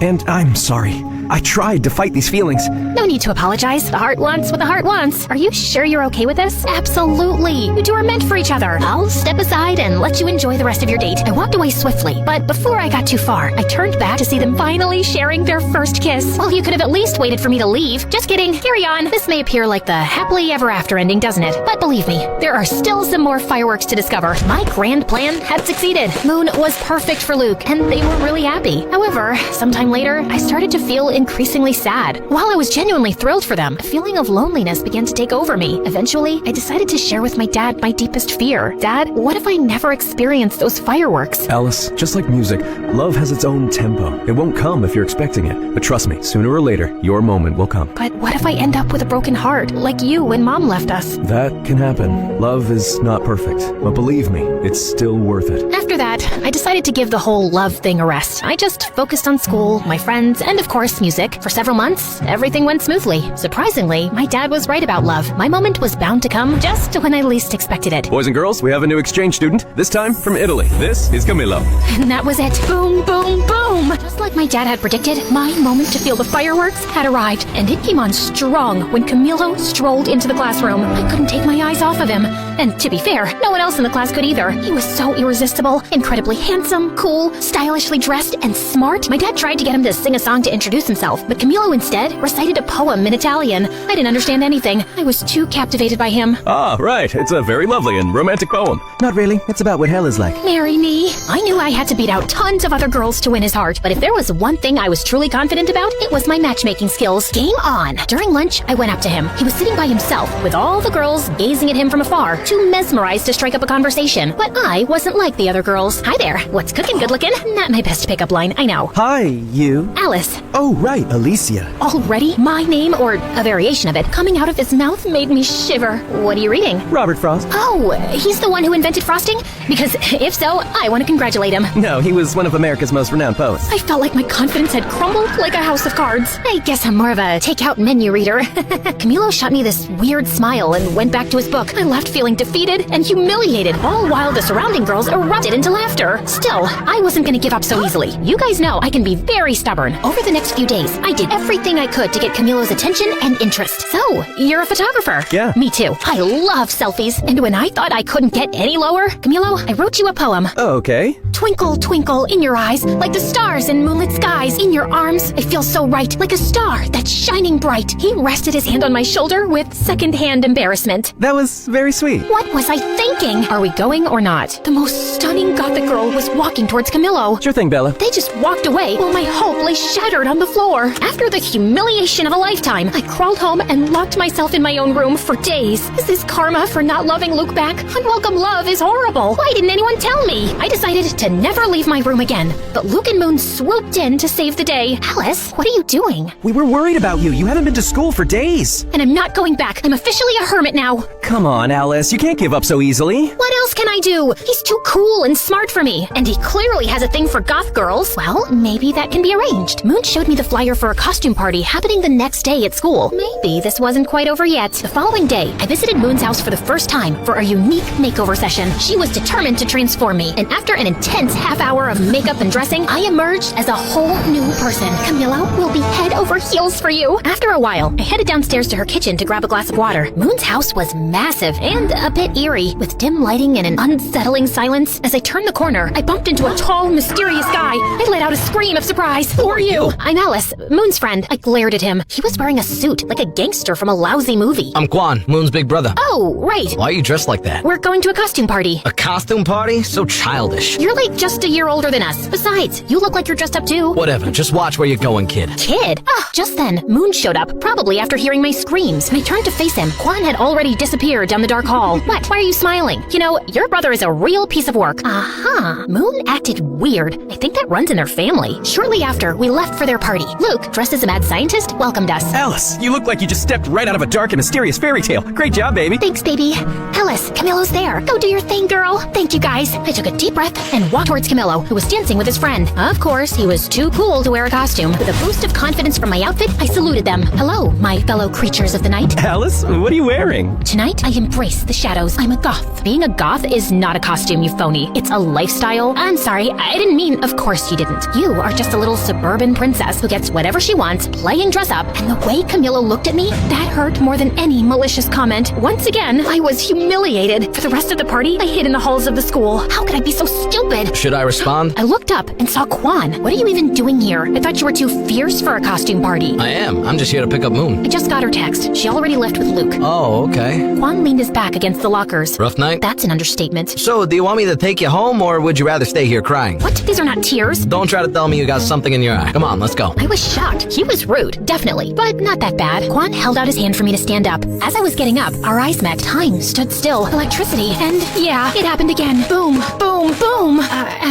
What? Did you hit your head or something? No, it's just that, I don't know. Forget about it. I'm fine. If you say so. As Quan drove me home, I kept looking at him out of the corner of my eye the whole trip. I was spellbound. I tried to strike up a conversation with Quan, but he didn't pay much attention to me. So, tell me about yourself. Pass. Come on, what do you like? Silence. Clearly, Quan was not very interested in getting to know me. Soon after, he dropped me home. I couldn't believe it. After years of dreaming about those fireworks feelings, I finally got them. Twice in 1 week. Plot twist, both guys are just not that into me. This was obviously karma. It was Cupid's way of getting back at me. Destiny laughing in my face. Or maybe it was just my teenage hormones. I hate my life. But what I didn't know was that Moon hadn't left the party when Quan arrived. In fact, she was in the bathroom and saw and heard my entire conversation with her brother. Although Quan didn't notice my fireworks explosion, Moon did, and decided it was her turn to play Cupid. Moon started finding excuses and forcing situations for Quan and me to spend time together. She would invite me to her house, but when I arrived, she wasn't there. Is Moon home? For the 4th time this week, she's not. Despite how Quan acted like he didn't care, Moon was determined to make it happen. She even locked us in an escape room. I guess we're gonna have to solve this to get out. This could take a while. The key is under that armchair. Oh, right. Then, Moon planned a movie date with Quan and me, and then left us. Yeah, she used my own little scheme against me. We got into the wrong screening room and ended up watching a children's movie. This is so boring. Wait, are you crying? No, I'm not. You're crying. OMG, you are! Shut up. It's just a beautiful tale of friendship between a duck and a shark. After that, he started talking to me, and slowly, I understood that his whole bad boy facade was simply a shield Quan put up when he moved here to cope with this unknown and new place. He actually could be really kind and sweet. One day, Moon set up a sort of double date with me and Luke and dragged Quan quite literally into a bowling alley. The evening turned out to be an absolute blast. We enjoyed some good food, sent those bowling pins flying, and shared laughs like there was no tomorrow. Quan even dropped his tough guy persona and had an amazing time. I felt that slowly, we two were growing closer. Great strike, Alice. Thanks, I learned from the best. I didn't know I was the best. Who says I was talking about you? The only problem was that Luke found out what Moon was doing and he wasn't too happy about it and cornered me. Alice,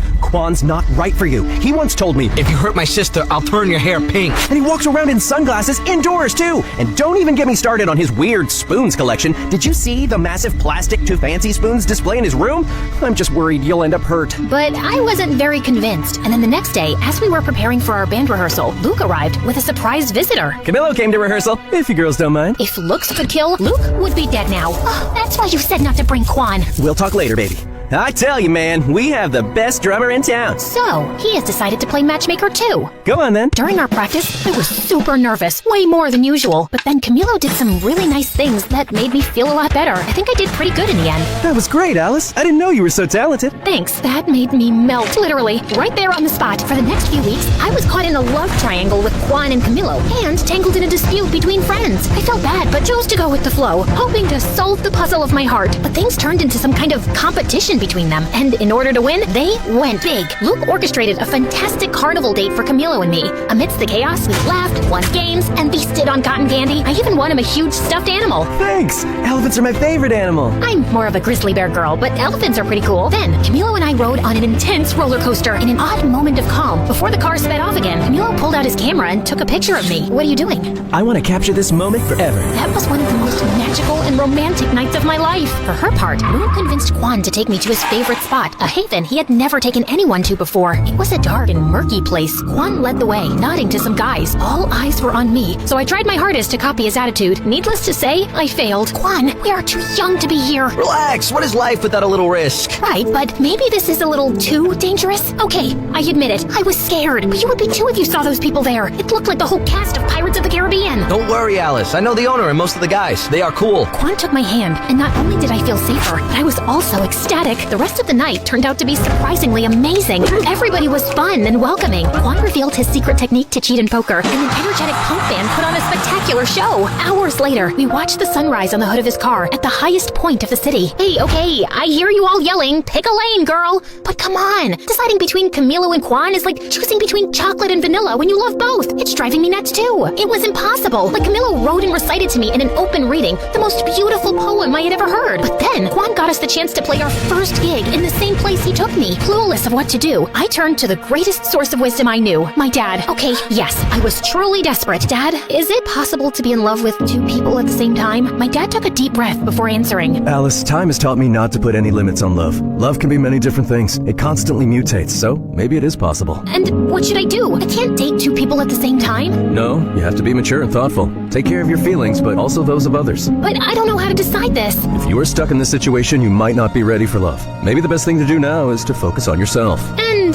it wasn't very helpful. Maybe my dad wasn't the fountain of wisdom I thought he was. Before you guys go off in the comments, I know this is like the best kind of problem any girl my age could have. For days, I ignored both Camilo and Quan, but finally, the day of the concert arrived. Surprisingly, I was pretty calm. Well, that was until I saw both Quan and Camilo in the audience. At that moment, all my fears surfaced, and I completely panicked. I couldn't face it and locked myself in the dressing room's bathroom. Alice, what are you doing? We have to go on stage in 5 minutes. I can't do it. This is all too much pressure. After failing to convince me to go out, Moon and Luke took it out on each other. Why did you invite Camilo? This was Quan's moment. He got us the gig. And Camilo can't be here? He's really supportive of the band too. Why are you doing this? What do you have against my brother? He thinks he's a Yakuza or something like that. And my brother is a great guy. But he's not good enough for Alice. And Camilo is? He's so pretentious. I was listening to their fight behind the bathroom door. It was like I had traveled back in time and they were my parents. I had to put an end to all this chaos. I gathered my strength and opened the door. Stop! This ends now. You can't be fighting over my love life. That doesn't make any sense. But no buts. We were just trying to help you, like you helped us. I know, but it just doesn't feel right. I was wrong. Love should be spontaneous and free, not something we try to control and mold to fit our convenience. It's my life and I can make my choices. You're right. We're sorry. I'm sorry, Moony Toony. I am too, Lukey Doofy. That's really sweet. But for now, enough with the cheesy stuff. We've got a show to give. The room was silent and expectant when we got on stage. The air was tense, but we were ready. Hello, we are Cupid and his broken arrows.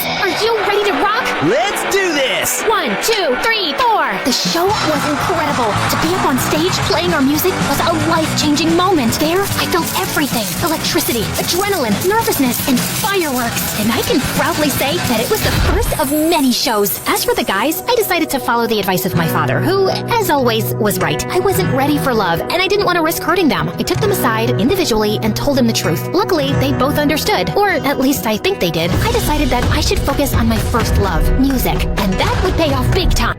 Cupid, Cupid, Cupid! Ladies and gentlemen, are you ready? Well, it's a good thing you are, because this is Cupid and his broken arrows! Oh, hi guys. Yeah, as you can see, a lot has happened since the last time we chatted. Where were we? Oh yes, after our first show at that shabby place, Luke, Moon, and I promised to do everything we could to get to the top of the music world. First, we decided to go on tour. We rented an old van and set off on the road to our dreams. Well, at first, it was looking more like a nightmare than a dream. Not exactly the Four Seasons. Tell me there's no cockroaches. I can't sleep here if there are cockroaches. Of course not, Moon. Maybe just some 8-legged roommates. But I'm sure they're very friendly. That's mine. Those first few weeks were challenging and scary, but Luke, Moon, and I stuck closer than ever. Sometimes literally. Relax, guys. Nothing bad ever happens to teenagers in horror movies, right? Initially, our gigs were confined to really small and quiet venues. Good night. We are Cupid and his broken arrows. Yeah, there were literally more crickets than people, but slowly, people caught wind of our shows. Our songs started popping up everywhere, and we gathered a group of loyal fans. It wasn't an overnight thing, but somehow we became kind of famous. However, the sudden fame had its downsides. The biggest downside of them all was him. That's Trevor, our manager. He discovered us when we were playing in a tiny, sleazy venue in Los Angeles. Hello, kids. I'm gonna make you stars. Talking about terror?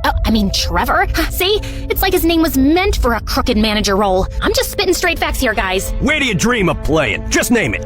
In the forum? That's a little too ambitious. I'll make it happen. Sky's the limit for us. Despite Moon and Luke's excitement, something didn't smell right to me, so I decided to keep an eye on Trevor. Follow that car! I always wanted to say that. I tailed him to the forum offices. Oh, tailed is what spies say when they follow someone. Too many spy novels, I guess. So, Trevor got out of his car, but returned as if he'd forgotten something. What could it be, you might ask? His briefcase? His parking permit? Maybe his wallet? Well, not exactly. A gun? Who brings a gun to a business meeting? It's like bringing a gun to a business meeting. I figured he was a little shady, but he was actually dangerous. After a while, he walked out of the meeting with a big smile and put his gun back in his suit. Oh my god! That night, after Trevor gave us the news that he got us a slot at the forum, I revealed what my fierce investigation had unmasked. It's over, Trevor. I saw your gun and how you used it to get us this concert. We can't be involved in something as dark as that. Oh, you mean this? Trevor pulled out his gun and pointed it directly at me. My life flashed before my eyes. Moon, Luke, and I screamed in terror as he pulled the trigger. To find out what happened next, join part 4 of this story.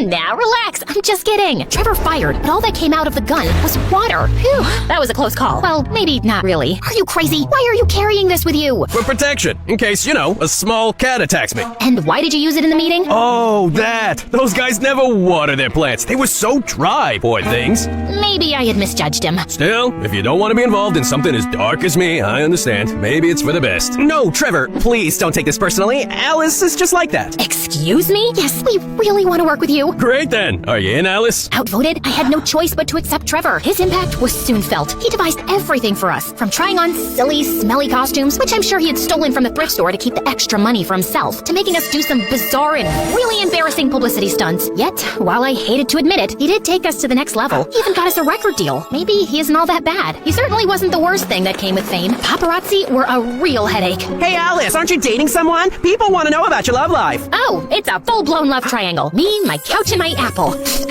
iPhone. Seriously? Can it get any cringier? Well, I know what you must be thinking. What about Juan and Camillo? You guys are so predictable. Okay, after I told him I was not ready for love, our paths simply parted. Camillo moved to the big city to try his luck as a poet, and Juan went back to South Korea. I had accepted that love wasn't my thing, and I was fine with that. Really, I was. But it seems that not everybody was. Alice, people are interested in you and your love life. We must give them something. And before I could say anything, Trevor launched his enormous Find Alice a Boyfriend operation. When he was choosing from the pictures, from his looks, you'd think he was attempting to assemble an atomic bomb. I wish you people would stop meddling in my love life. You're one to talk.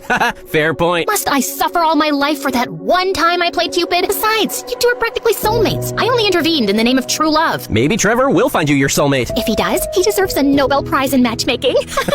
Haha, very funny. Bingo! We found our man. Get ready, Alice. Trevor orchestrated a date with one of the buzziest actors in town. Naturally, he gave the paparazzi a heads up, turning the dinner into a spectacle that rivaled the Super Bowl coverage. I won't deny that he was good looking. The man could make any Greek god jealous, but he seemed to be already in a committed and very toxic relationship with his phone. It was like they were stuck in a never-ending staring contest. If a UFO landed on the table, he'd probably just assume it was dessert. So, tell me something about yourself. I have 5 million followers. Wow, I'd be concerned if that many people were following me. That's next-level stalking. Huh? Alice, when's the wedding? This was beyond ridiculous. I needed a bulletproof escape plan. Something as sophisticated and brilliant as my mastermind can scheme. Hey, isn't that one of the Kardashians? A Kardashian? Where? I took advantage of the commotion to sneak out, but just as I was about to fulfill my genius escape, I bumped into a waiter sending his tray flying in the air. It landed on the head of my date. Oh my god, I'm so... Camillo? Is that you? Alicia, hi. What are you doing here? I was super surprised to see Camillo, but I had to move fast. I'm actually in the midst of an escape. Care to help me? Absolutely. Camillo wheeled over a waiter's cart covered with a tablecloth. Your chariot awaits, Your Majesty. I hopped in the cart, and Camillo carried me unnoticed out of the restaurant. After we were in the clear, we two went for a walk. By the way, I must confess, I'm a massive fan. Oh, thank you so much. People don't believe me when I tell them we used to date. Do you tell people that? Well, I know we didn't exactly date,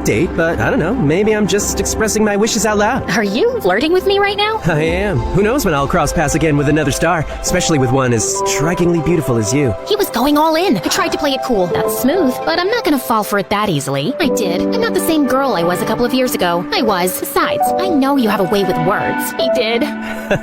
You know what they say, nothing worthy is ever easy. Of course. My inner fireworks were about to start a pyrotechnic show that could rival New Year's Eve. I know, guys. I'm too weak. The rest of the night, we walked around the city just talking. It was pretty magical. The next day, Trevor woke me up. Alice, who the hell is this? Trevor pointed out a couple of pictures of Camillo and me walking through the city last night. Damn paparazzi. They got me again. Just an old friend. TV and social media are going nuts over these photos. Just read these headlines. Drama ditches movie star for poet waiter. This is genius. I am a genius. I was about to remind him that it wasn't his idea when he went off on a long rant about how Camillo and I needed to start dating for the sake of the band. Well, I hated Trevor butting into my life like that. Dating Camillo didn't seem like a bad idea at all. For the sake of the band, of course. Over the next few weeks, Camillo and I became a thing, and Trevor's scheme worked like a charm. Strangely, every little thing we did became big news that the whole country should know. Look where we are now. Camillo's really turned things around for us. Yeah, but Camillo's writing is taking off too. It's a whole thing, though it felt strange to me. But we were too caught up in enjoying all the attention to bother about it. Guys, you guys are breaking the internet right now. Any advice for your followers? Just be great. Be as incredible as we are. We know that's a pretty high bar. Yeah, I know. I wanted to pinch myself too. But dealing with fame was hard. Everyone wanted a piece of you. And soon, all this glitz and glamour also got between Moon, Luke, and me. You're late again. Sorry, loves. We play in Rochester in a few days. We need to rehearse. I'm here, aren't I? Try to relax a little bit, kid. Kid? We've done hundreds of shows. It's a walk in the park. It isn't just another show. It's our first home show since we left. Quan is even coming back from Korea with his new girlfriend for this. It has to be perfect. The mention of Quan and a girlfriend struck a chord with me. He had a girlfriend now? Who was she? Why didn't Moon tell me this earlier? Why wasn't he thinking of me? I was beyond angry. What the hell, Moon? Why are you throwing Quan and his girlfriend in my face? She was not throwing... This is clearly not about the show. Of course it is. What else would it be about? This is about you two being jealous of me and Camillo. This is about you not bearing to be under my shadow. Oh my god, you're completely delusional. Oh yeah? You two are completely... I couldn't think of a good enough adjective, so I simply stormed out. What I didn't realize was that Trevor was standing on the side, just watching the drama unfold. Don't stress. You don't need anyone. I think you could even go solo. What? I mean, everybody knows you're the heart of the band. You're gonna do great things by yourself. I just know it. Oh, shut up. I knew Trevor was trying to manipulate me, but he wasn't all wrong. The band thing was not working. We were always fighting, and I had Camillo. What was the point of continuing? Okay, let's do it. We decided it was best to keep it a secret until after the show in Rochester, which would be our last. I had fears, doubts, and a lot of anxiety, but Camillo managed to calm me down. I'll be right there at your side. Finally, the day of the show had arrived. My relationship with Luke and Moon was more strained than ever. To avoid them, I went to the side of the stage. The arena was packed. Everybody we knew was there. Luke's family, Moon's dad, even the goth girl was present. Wait, where's Dad? I tried to locate my father in the VIP and the crowd, but it was like finding Waldo. When even Camillo, who was supposed to bring Dad, didn't answer my calls, I started freaking out. Something felt really off. Soon after, Camillo called me from the hospital and told me there had been an accident. What? How? I was late. Then I saw your dad's accident on the way, so I followed him to the hospital. But your dad is fine. He's resting now. Why did nobody call me? They said they called his emergency contact. I'm on my way. I ran to the dressing room to grab my things. Guys, I have to go. My dad is in the hospital. Your dad? What happened? I explained everything, and despite our fight, Moon and Luke hugged me tightly. Alice, I'll drive you. Due to my shock, I hadn't noticed that Quan was there. He looked even more attractive than before. Quan, Snap out of it, girl. Let's go. Whoa, Alice, stop. The show's about to start. She needs to be at the hospital. Family comes first, always. As she said that, I felt horrible. They were my family, and I was backstabbing them. I don't care about your family. This is the most important show ever. We're gonna tape it for a movie. It's a farewell concert. Do you know how much money we're gonna lose? After saying it, Trevor closed his mouth so tightly that his lips seemed to have magnets on them. Farewell concert? Oh, it's not a big deal. Breakups sell well, and we'll have 3 products instead of 1. Both Luke and Moon looked at me. If looks could kill, I'd be 6 feet under right now. Dad, oh my god, are you okay? What happened? Oh, it's just a silly accident, but I'm okay. I'm coming to see you. What? All those people are there to see you. You're gonna play and rock that gig. But... No buts, Missy. Afterward, you can come see me. Not like I'm going anywhere. Rock it for your old man. Okay, Dad, I love you. You heard Dad, kids. Let's do it. It's showtime. We went on stage, and the tension was crazy. I could feel Luke and Moon's hateful glares. It was as if Cyclops from the X-Men was looking at me without his glasses. The show was about to start, but I refused to be like those old dinosaur rock bands where everyone hated each other. So I did something thing I never did. I stepped up to the microphone. No, don't freak out. I'm not gonna sing. Hi, Rochester! I want to dedicate this show to my family. To my dad, who needs to stop riding his bike at night. And to my siblings, Luke and Moon. No one has taught me as much about love and friendship as you two have. I love you. And I'm sorry, guys. Luke and Moon smiled at me. Now that we got that out of the way, it's time to rock!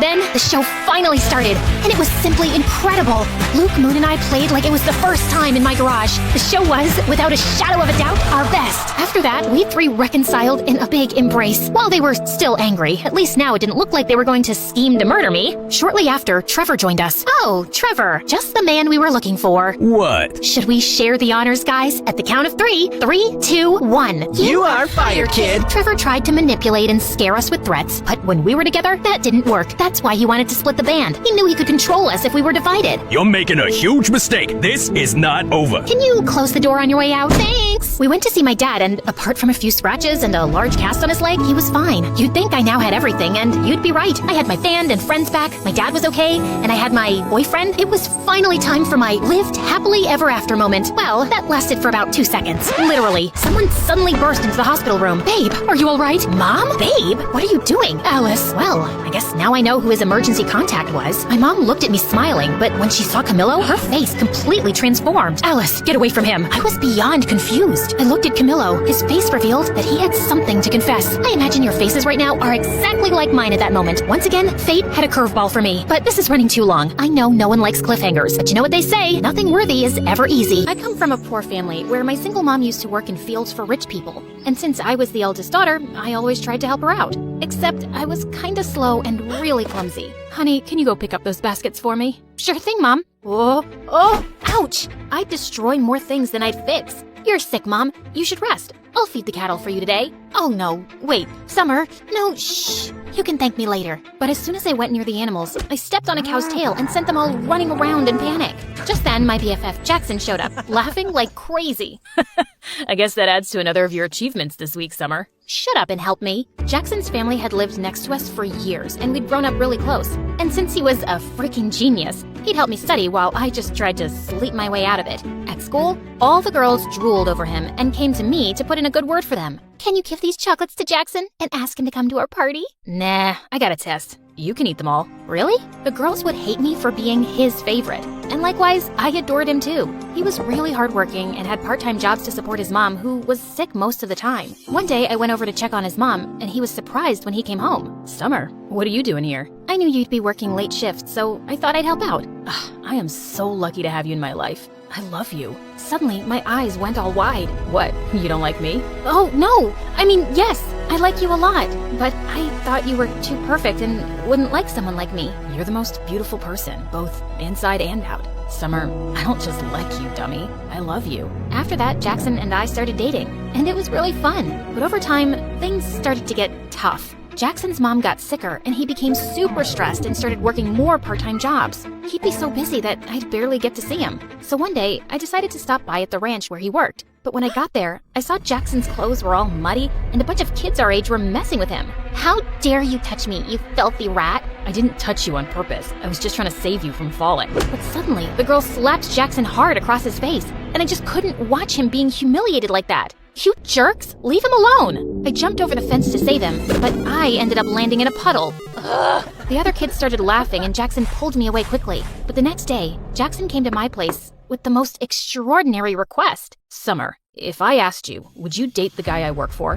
What? You want me to be someone else's girlfriend? No, I just want you to pretend. Why would you ask me to do that? And do you mean one of those jerks who was bullying you? Just hear me out. He asked me if I could get him a fake girlfriend in exchange for a lot of money. Summer, you know I'd never even think of such a thing if I didn't really need it. Mom needs that surgery soon. So, you'll put me up for sale? No, don't say it like that. It's just like any job. It doesn't mean anything more. Please, help me. I knew his need was genuine, but this was insane, and I refused. The next few days, Jackson kept texting me to apologize, but I didn't want to talk to him. Until one day I came home, and Mom told me that Jackson's mom had been admitted to the hospital. I went there as fast as I could, and it broke my heart to see how defeated Jackson looked. And I decided to go along with the fake dating plan. I was gonna get him that money, and maybe even teach those jerk kids a lesson. When I told him I'd do it, Jackson was shocked. Are you sure, Summer? Yeah, I'm sure. I can't thank you enough. You're the best. The next day, I went to see that guy Aiden at his ranch. Interesting. Aren't you Jackson's girlfriend who tried to save him that day? That was brave of you, although you looked pretty stupid. Also, you don't find it weird that he has no problem with you dating another guy? What? No. Jackson and I are just friends. Wow, you're one amazing friend. So you're single then? Yeah, but don't get any ideas. I'm only here to be your fake girlfriend. And as far as you're concerned, I'm like, yay. I see you and I feel nothing. In fact, I look at you and I want to puke. Yuck. Oh, really? How are you going to be a convincing fake girlfriend for me then? Because I'm a top-class actress and I've played major roles in school plays. I played Juliet once, and in the end, I laid so still, some people actually thought I'd died. Pretending to be your girlfriend will be a piece of cake. Why do you need one, though? Is it hard to find someone to actually like you? None of your business, girl. And I might regret this deeply, but you're hired. He told me he was going to enroll me into a school, and we had to make everyone believe that we were super in love. But I wasn't going to make this easy for him, especially after the way he and that girl had treated Jackson. I was going to be the most annoying girlfriend ever. On the first day, I put on a hideous outfit to embarrass him. God, who is that clown with you, Aiden? What is she even wearing? Ew, she smells like cattle. But my plan failed because Aiden shut everyone up and told them I was his girlfriend, with pride. Just then, the same girl who slapped Jackson at the ranch came catwalking towards us. You must be crazy, brother. I mean, just look at her. Our maids dress better. Turns out that witch was Aiden's stepsister, Meg. It is what it is, and you gotta deal with it, Meg. But later that day, as we were heading home, Aiden warned me, look, take my credit card and get yourself some decent clothes. This is very important to me, so don't joke around. People have to believe you're my girlfriend, so you need to look and act the part. I nodded and smiled sweetly, but I wasn't gonna stop so easily. The next day during lunch, all eyes were on us, so I filled my tray to the top with food. Seriously? What's wrong with you? A girl's gotta eat, man. I have a healthy appetite. I kissed him on the cheek and danced back to our table. I ate like a pig and let out the loudest burp. It was so funny to see Aiden act like this didn't bother him. But just then, a skinny guy with glasses walked up to our table and asked Aiden's friend for some money he owed him for doing his assignment. You want money? Here you go. And he threw some of his loose change at the poor guy's face. I suddenly lost my temper and flung my orange juice at him. What the heck? Aiden, control this ill-mannered girl you got from some jungle. Aiden suddenly leapt up and grabbed that guy's collar, but the rest of them quickly separated them and the jerk stormed off fuming. But then, Aiden pulled me away angrily. Ah, stop! What are you doing? What is wrong with you, huh? Why are you acting like this? Those people are my friends. They're jerks, and so are you. But I already knew that. And I hate rich, entitled brats like you. And I hate poverty. And I hate that I have to pretend to be your girlfriend and— Oh, shut up. I don't care about your whole poverty speech. You agreed to do a job, and whether you like it or not, you'll act like my girlfriend who's dying to make me happy. And I know you're doing this because your friend's mom is sick, and the treatment is super expensive. It's nothing he can afford, even if he works his butt off for the next 5 to 6 years. You better behave or I'll fire you. Gosh, I hated him even more now. I even stayed late at school so I could avoid going back with that jerk. But then Meg and her friends caught me and locked me up in the janitor's closet. Hey, open up! I kept banging on the door for a while, but it was no use. I tried calling Jackson and left him some messages, but he wouldn't reply. And then suddenly, the door flew open, and I was so startled that I lost my balance and fell to the ground, hurting my ankle. Ouch! Are you okay? Aiden lifted me up in his arms and took me to his car. How did you find me? I heard my sister talking on the phone with her friends, and I ran here immediately. Also, I'm sorry. What? It's because of me that they're treating you like this. Also, I'm sorry about what I said to you earlier. I acted like a jerk. It's just that my life will fall apart if this plan doesn't work. What do you mean? My dad wants me to get engaged to his business partner's daughter, but I don't want to do that. I want to become a musician and be with someone I love, not be part of some business deal. So I lied, and I told him I already love someone else. But now he wants to meet that person. That's why I hired you. I could tell that he was having a really hard time, and I decided not to make things worse for him anymore and play my part properly. Later when we reached home, Aiden even dropped me to the doorstep in his arms. But as I limped in, I saw Jackson waiting for me. What do you think you're doing, Summer? You're supposed to pretend and not actually jump into his arms like his girlfriend. Huh? I hurt my ankle and he just helped me. You could have just walked. What? I'm doing all of this because of you in the first place, and you're being so— Okay, don't get mad at me, please. It's just that I love you and I got kind of jealous, and I'm sorry, okay? It felt kind of weird, but I could understand his jealousy. And now, I just wanted to get this job done as soon as possible. My weird and clumsy habits would come in my way often, but Aiden didn't make me feel bad about it. And I discovered that he was actually a nice and kind person. Once when he was dropping me off at home, he suddenly dialed someone's number and wished them a happy birthday, warmly. That was my old nanny. I adored her when I was a kid, and we've stayed in touch. That was actually really sweet. I couldn't remember the last time I'd even called my favorite aunt on her birthday. And it was things like this that made me warm up to him, and we slowly became good friends. A few days later, it was my birthday, but Aiden told me he had a party at his place and wanted to introduce me to his parents. When he picked me up that evening, I saw him in a suit looking so handsome.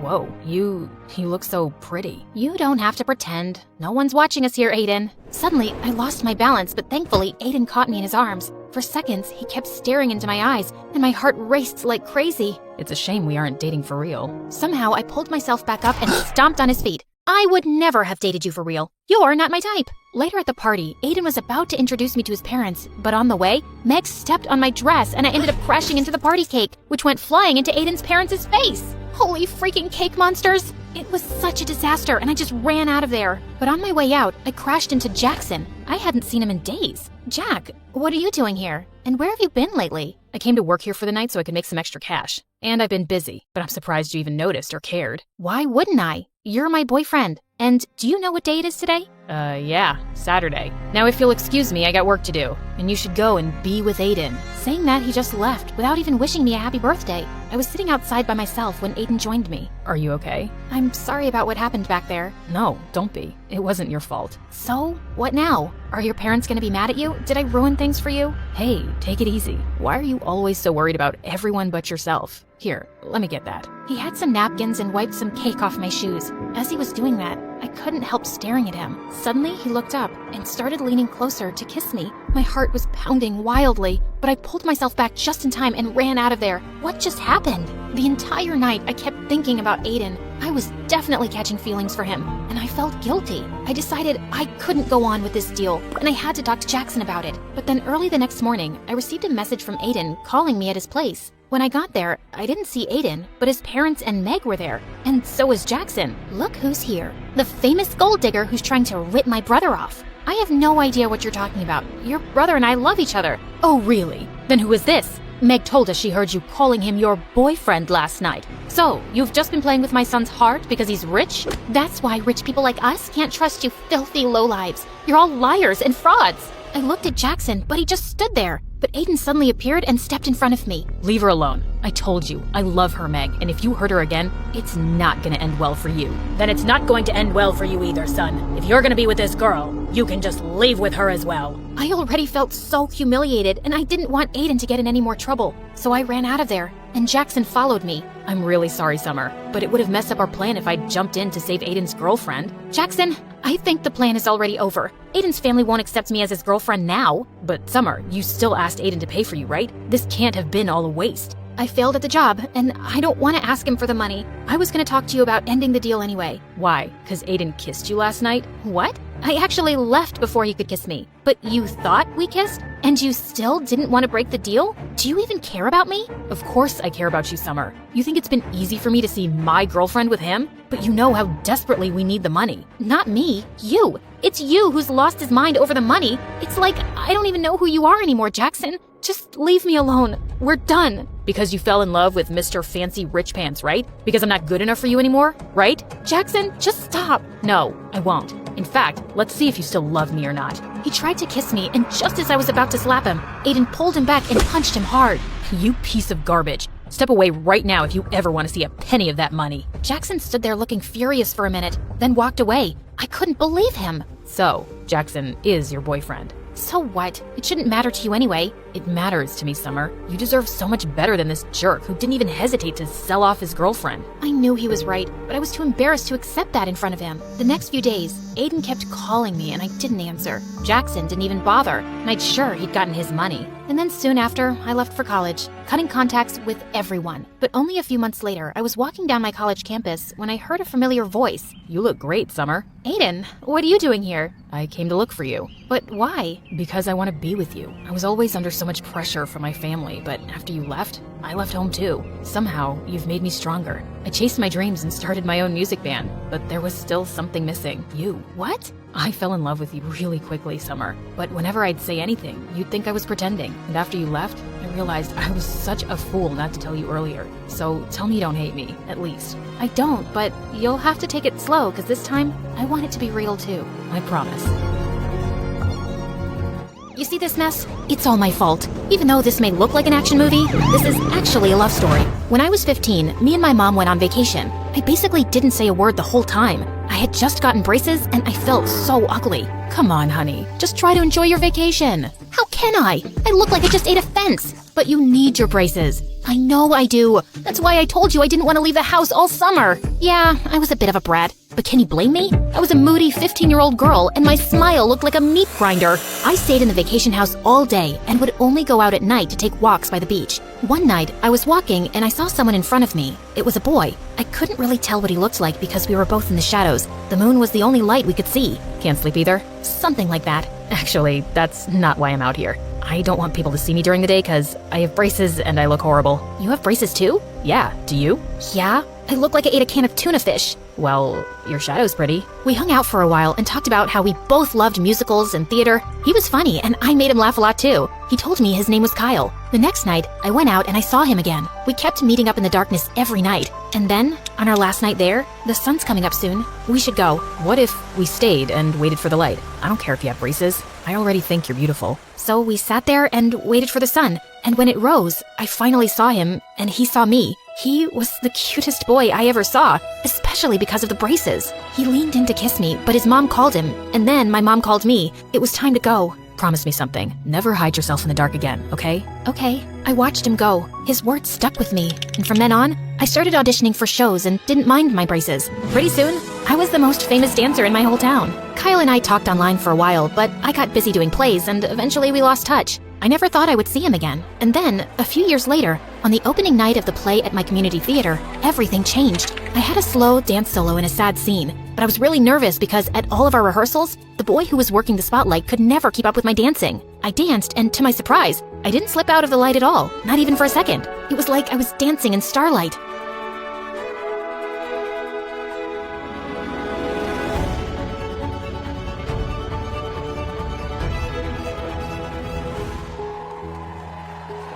Everyone stood up and cheered when I was done. It was exactly what I'd been dreaming of all my life. After the play, I ran upstairs to thank the boy for doing such a great job. Steve, that was amazing. Thanks. Steve got sick, so I filled in. Oh, hi. I'm Abigail.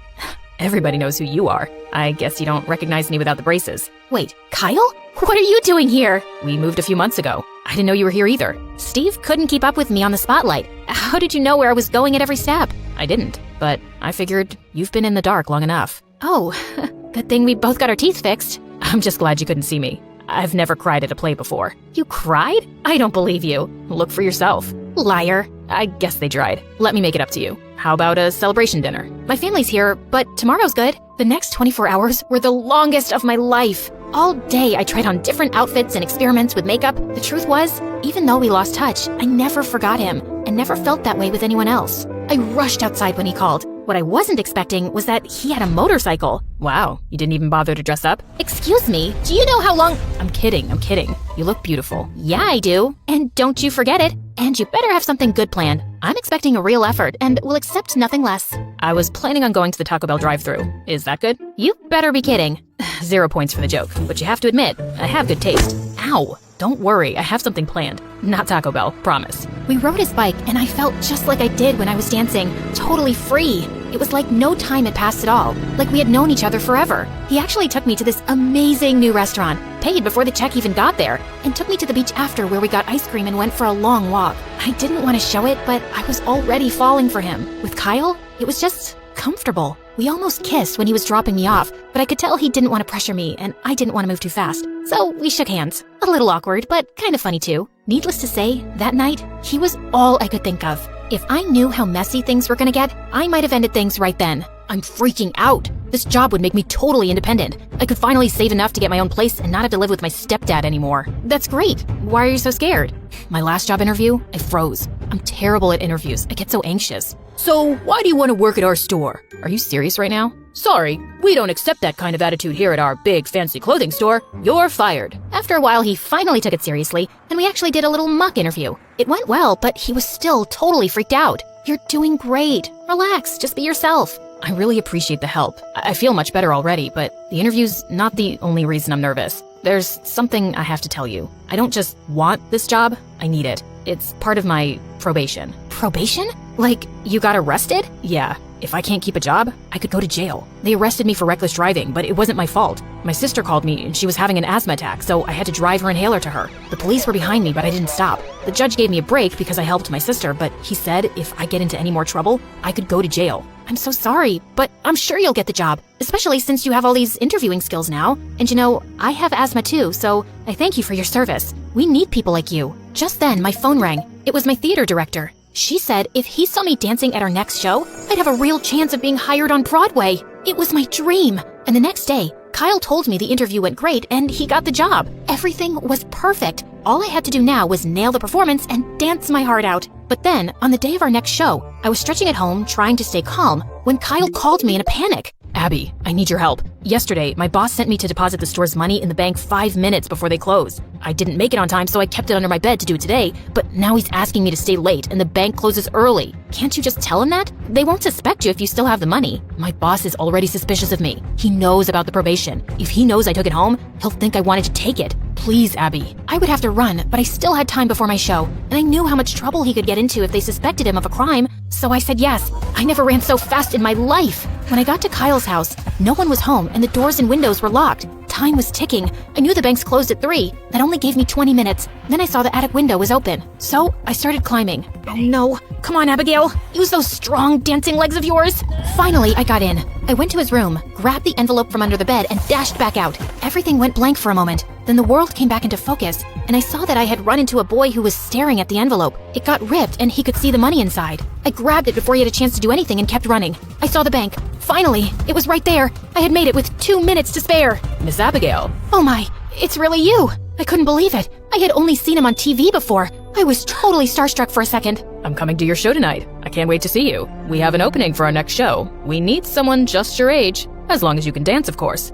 Thank you. I'm so sorry. I can't talk right now. I have to run. I'll explain later. I'm sorry.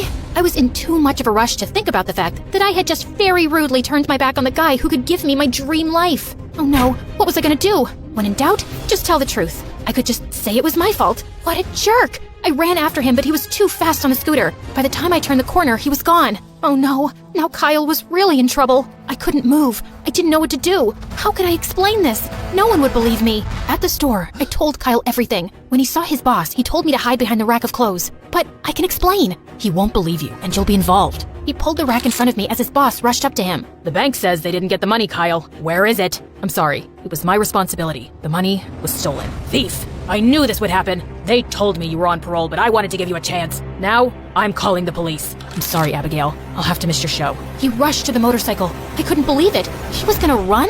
I know it seems crazy, but without the money or any evidence, they'll think I took it. There's no option for me now. But I was totally lost, confused, and so upset with myself. There had to be a way to fix it, but I couldn't even think about that now because it was time for the biggest performance of my life. The producer was right there in the front row, watching, and he didn't look too happy. I had been so rude to him. All I could do now was rely on my dancing skills to get me through, except Steve was on the spotlight, and I was still out of breath from running and so upset that Kyle was in trouble with the police. When my solo came, I was so upset I fell on stage and cried in front of everyone. I ran off, and the show was canceled for the night. As I was walking home, totally crushed, I decided to only focus on what I could control. The show was over, but I could still help Kyle. I would tell his boss it was me who had stolen the money. Of course, I would get in trouble, but not as much as Kyle. This is where we began. The big mess I had made. He looked at me as he passed. I wanted to stop the police, but they were too fast. But I knew the park next to me would take me right to where they were going. If I could run across, I could catch them and stop the police to tell them it was me. Once again,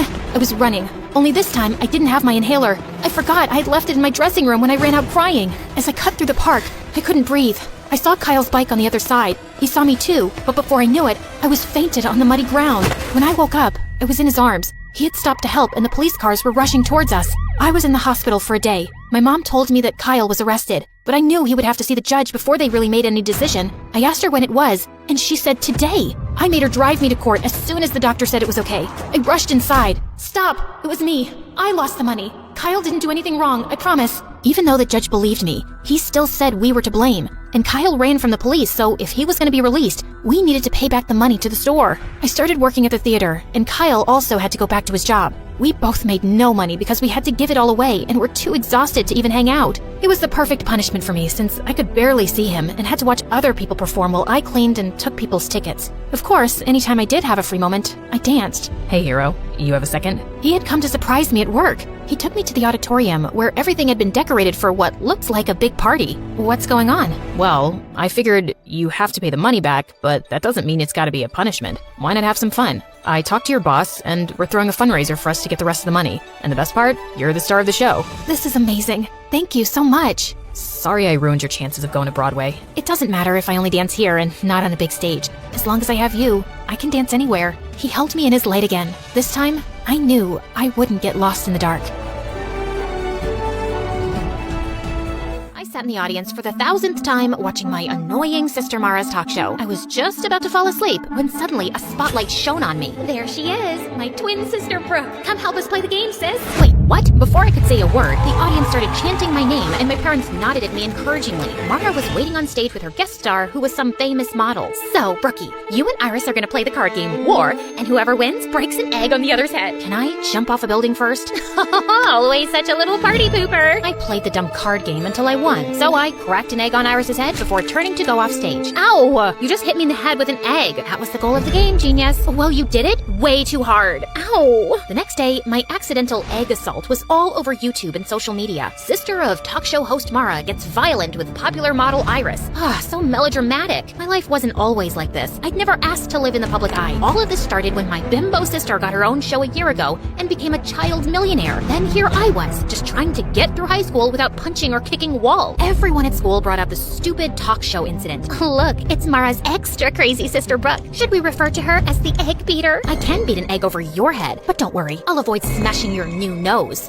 You're always such a witch. This is why nobody at school likes you. She was so cute for thinking that I cared. Anyway, around lunchtime, I headed to the bathroom when suddenly I jumped. One of the most popular guys in school, Lance, was right behind me, smirking. He was a part of a clique of 4 other heartthrobs who all looked like Wattpad princes. You are looking lovely today, princess. You just followed me into the girls' bathroom. I wanted to ask you out on a date. You've never even made eye contact with me before. I used to think you were just Mara's mean loser sister, but when I saw what you did on TV, I practically fell in love with you, babe. I've always wanted a girl with that kind of fire. So I'll pick you up tonight at 8. I didn't answer. I just pushed Lance away from my face and towards the toilet bowl. He landed head first, and I couldn't help laughing. Except later that day, I noticed the rest of Lance's dreamy friends kept staring at me with that same smirk on their faces. In fact, all 5 of them slipped envelopes into my locker asking me on a date. This had to be some kind of joke. I decided to ask Mara about it, since she was the school queen bee and full of gossip. But surprisingly, Mara didn't know anything. Then later that night, she gave me some crazy news. She'd invited all 5 of those guys to come onto her talk show, where she'd set up a competition over who could win a date with me, without even asking me. So what if they're just hitting on you for a joke or a bet? It'll be so much fun. You've never been on any kind of date, and you're in the 12th grade. Please. I finally gave in, but I knew those boys were up to something, and if they were gonna mess with me, I was gonna mess with them too. On the night of the show, I sat center stage behind a table while the 5 idiot heartthrobs lined up behind a rope. Each of them had 30 seconds to impress me. After you pushed me into the toilet, I went and bought you flowers. I also have chapstick to put on before kissing you for a date. Too bad your breath smells like a sewage drain. Next! If you were my girlfriend, I'd take you to a restaurant right on the ocean and buy a giant ice cream sundae with ice cream makes me puke. So, I used to be an underwear model, but then I'm embarrassed for you. I had this flown over from Japan? No!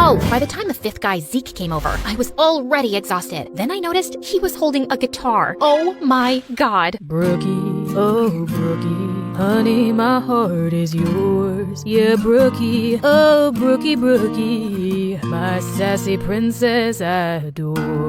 The audience went wild, and I wanted to cringe. But for some reason, I found myself smiling. So when it was time to choose the guy I'd go on a date with, I chose Guitar Boy Zeke. I just had to remember that he probably didn't really like me, and if he was planning on humiliating me, I had to beat him at his own game. So when I met Zeke for our picnic date, I came wearing my mom's wedding dress. What's that you're wearing? A wedding dress. That way, we can imagine what it'll be like when we get married one day. Ever since the talk show, I've fallen head over heels for you, and after that song you sang for me, I know now that you feel the same way. I'd hoped the guy would run scared and crying, but instead, he laughed. I must have really won you over with that song I played you. I'm not done with you yet, Prince Charming. During our picnic, I sat on his lap and made him feed me every bite of food and hold the water cup up to my lips. And when he turned to get a napkin, I started fake crying hysterically. We were staring into each other's eyes, but you looked away. Is it because my eyes are ugly? Or are you breaking up with me? I have nothing else to live for now. You are so extra. I know what'll cheer you up. Let's have a romantic dance. Wait, what? Before I could say a word, Zeke turned on classical music and pulled me up to dance. He started spinning and twirling me around and even threw me in the air. God, he was crazy. Later on, Zeke drove me home, but he said he needed to stop at his house first for something. I decided then I'd confront him. Look, I know you're either dating me because you bet your friends money or you guys want to humiliate me as a joke. Either way, I'm just telling you, I didn't fall for it. I told those guys you'd be too smart to trick. It was Lance's idea to bet money on which one of us can win you over. I never wanted to do it, but I couldn't tell Lance that, because whatever Lance wants, Lance gets. Zeke then told me his dad and Lance's dad were friends, and because Lance's family was rich, his dad was going to pay for a music college Zeke got into. Therefore, he could never afford to ever piss off Lance. And don't tell Lance I said any of this. Please, just let me tell him you fell for me and you asked me to be your boyfriend. I really want to go to music school. Come on, you don't care what anyone thinks, and you're already unpopular and barely have any friends, and no offense. How little self-respect did this guy think I had? I wanted to give him a good slap in the face, but just then, Zeke stopped by this really run-down trailer next to a pile of garbage. Okay, we're here. My dad's sick, so I have to check on him every few hours. Holy crud, this is where he lived? This place was a single room, and Zeke's dad was in a bed with an oxygen tank. I guessed with his dad's medical bills, he'd never have enough money to even think about music school. So, I decided to let Zeke tell Lance he was gonna keep dating me for a bet. The next day at school, I saw Lance and the other 3 heartthrobs looking at me and snickering to themselves. Even other kids seemed to be onto the bet, but I could live through it. I was doing a good deed by humiliating myself. Plus, Zeke was fun to be around, and I didn't mind having him as my fake boyfriend. One night, I decided to invite him to a celebrity party Mara and I were attending. I even bought him a suit and tie, and secretly, I thought he looked super handsome. At one point, I was walking by the entrance when suddenly I saw Zeke standing with Lance and his friends, and Zeke was saying he had to go. What do you mean? This is a huge exclusive party that I invited you to. Listen, cranky face. I came to pick up your boyfriend for some last-minute plans. Surely you two can reschedule. With that, Zeke took off with the boys, and for some reason, I felt really angry about it. Just then, Mara came over to ask if I was okay, and I ended up telling her everything. Look, I know you feel bad for Zeke because of his home situation, but you don't have to sell your dignity for charity. If you think he doesn't genuinely care about you, just dump his sorry butt in front of everyone tomorrow. Or I can talk tomorrow in school, like an actual mature person. But I know maturity is kind of a foreign concept to you and the other kids at school. Okay, listen, sis. You've never had any real friend or boyfriend before, and I'm at the top of our school's social ladder. I know how to deal with these things. I can handle this myself, thanks. Just because I don't date a different guy each week doesn't mean I need boy advice from you. So on Monday at school, I headed to the bleachers at lunch where I knew Zeke practiced guitar, except he spotted me first and immediately came over to hug me. I am so sorry about what happened at the party. Lance decided at the last minute that he wanted to have a betting party. Kids at school are betting on how I'm gonna break your heart and everything. I realize this may be going too far. It's going way too far. I tried to do a nice thing for you, but you're totally taking advantage of me. Also, how long are you gonna be Lance's slave for? Can't you get a scholarship to the school or something? No, I'm not talented enough. It's cool. I'll tell Lance the truth and stand up to him. I'll just find something other than music that makes me happy. Zeke turned to walk away, but I just couldn't let him give up his friends, his reputation, and his dreams. So I told Zeke I'd help him apply for a scholarship because even though he didn't believe in himself, I knew he was talented enough to get one. And 2 weeks later, he got accepted. You just made my dreams come true. Brooke, no one has ever believed in me like that before. You're amazing. Zeke suddenly picked me up and spun me around, which made me feel butterflies. After that, Zeke and I became really close and started hanging out all the time. I helped him take care of his dad, and he helped me make some friends at school. Except there were a couple of issues. One, I started to develop real romantic feelings for Zeke, and 2 was Zeke still hadn't told Lance the truth, even though it was part of our agreement. So finally, Zeke decided to confront Lance one day after school as I hid behind a tree to listen in. Look, man, I told Brooke about the bet. It's not right the way we're manipulating her. Plus, I've been hanging out with her, and I think I want to date her for real. You know, she helped me get a scholarship to the music school you were going to pay for. Now, you don't have to. Are you kidding me? What am I going to tell all the kids who've been giving us money, betting the different ways you can dump her? You're one of us, Zeke, and she's an unpopular loser. It'll make the whole squad look bad. If you date her, then you're dead to us. fine then. You guys are jerks anyway. I'm gonna get myself an awesome girlfriend. I held my breath as I watched Zeke ditch his friends for me. And just like that, Zeke and I became an item. He held my hand, kissed me in public at school, and didn't even seem to care that he'd lost all his friends in popularity. Everything seemed to be going well, at least for a couple of weeks. Then one weekend, I went away with my family for a camping trip with no Wi-Fi or cell reception. But when I arrived back at school on Monday, something horrible happened. I was sitting in the cafeteria when suddenly Zeke stood up on one of the tables with a microphone and speakers. Can I have everyone's attention? I have something to say to my girlfriend, Brooke. I'm sorry, babe, but I just can't date you anymore. I've realized that I don't want to be with a stuck-up sourpuss who's way below my league. It's also really lame that you've never dated anyone before. So for all of you out there who bet money how I dump Brooke, the ones who selected public humiliation win. I stood with shock as I watched a bunch of kids run over to Zeke, Lance, and the other guys with cash. None of this made any sense. Had it just all been a setup? I ran out of the room and into the hallway to collect myself when I saw Zeke behind me. Brooke, I am so sorry I had to do that, but I had a good reason. What good reason could you possibly have for humiliating me like that? Please, just listen to me. My dad had to have an emergency medical procedure over the weekend that I couldn't pay for, and since there was no way to reach you, I had to ask Lance for help. He said he'd only pay for it on the condition that I publicly dump you. I'm so sorry. I still want to be with you, though. It just might have to be in secret. You know what? No, I don't care what your reasons are. I am so freaking sick of all of your excuses to manipulate and humiliate me. We're done, Zeke. That night, I refused to let myself cry. Zeke didn't deserve my tears. I didn't need any cowardly idiots in my life anyway. The next afternoon,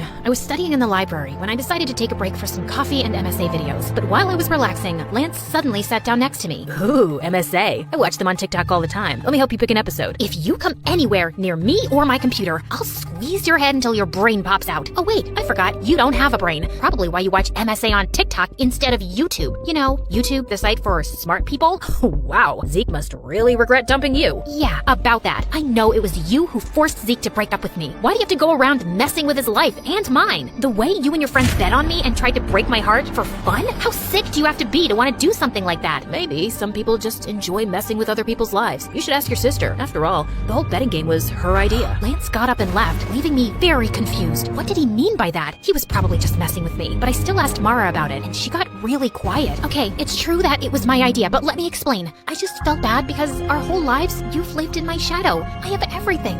Fame, popularity, friends, and you didn't get any of that. So I wanted to find you a cute boyfriend to make you happy. Except none of the guys at school wanted to date you. The only ones who were willing to were Lance and his friends, if they could make money off of it. But I had hoped one of them would fall for you for real. I was stunned and silent as Mara apologized over and over. I knew her heart had been in the right place, but she'd gotten me into such a giant mess. God, I just needed space from everyone. The next morning, I was going through the mail when I saw an envelope from Zeke's music school. To my surprise, they'd returned a check I'd paid as a deposit to confirm his place in the program. Apparently, Zeke had called the college and declined the offer to attend. I thought right away of his sick dad, and suddenly I got a bad feeling. I drove immediately to Zeke's house, but when I reached there, he was sitting outside and playing guitar, looking perfectly happy. Zeke, is everything okay? Did you call your college and decline the offer? Yeah, I just didn't feel right taking your money to attend there, not after the way I treated you. So I'm just gonna save up and reapply next year. In the meantime, I got a job and my dad's doing better. Thank you for believing in me, Brooke. You have no idea how much it means to me. Zeke came over to hug me, and I felt those stupid, happy butterflies again. Hey, listen, are you still friends with Lance? God, no. I'm done being his slave. I took a loan and paid him back everything I owed him for Dad. So, if I give you a second chance, that means you can't be an idiot this time. I swear on my life I won't be. I want you back, and I won't have it any other way. So, I guess my sister did achieve her goal of finding me a guy, even though it was in the craziest way possible. Still, maybe one of these days, I could thank her for it. I grew up happy. My dad worked in marketing and my mom was a teacher. We had a beautiful big home, white picket fence, even a dog named Biscuit. Every birthday I got a huge party, and every summer we stayed at a house by the lake. My friends and I spent every moment together. Everything was wonderful. Then my dad lost his job. Suddenly, everything in my life became horrible. We had to sell our beautiful house, and I said goodbye to all my childhood friends since we moved to a completely different state. Our new place was a tiny little apartment.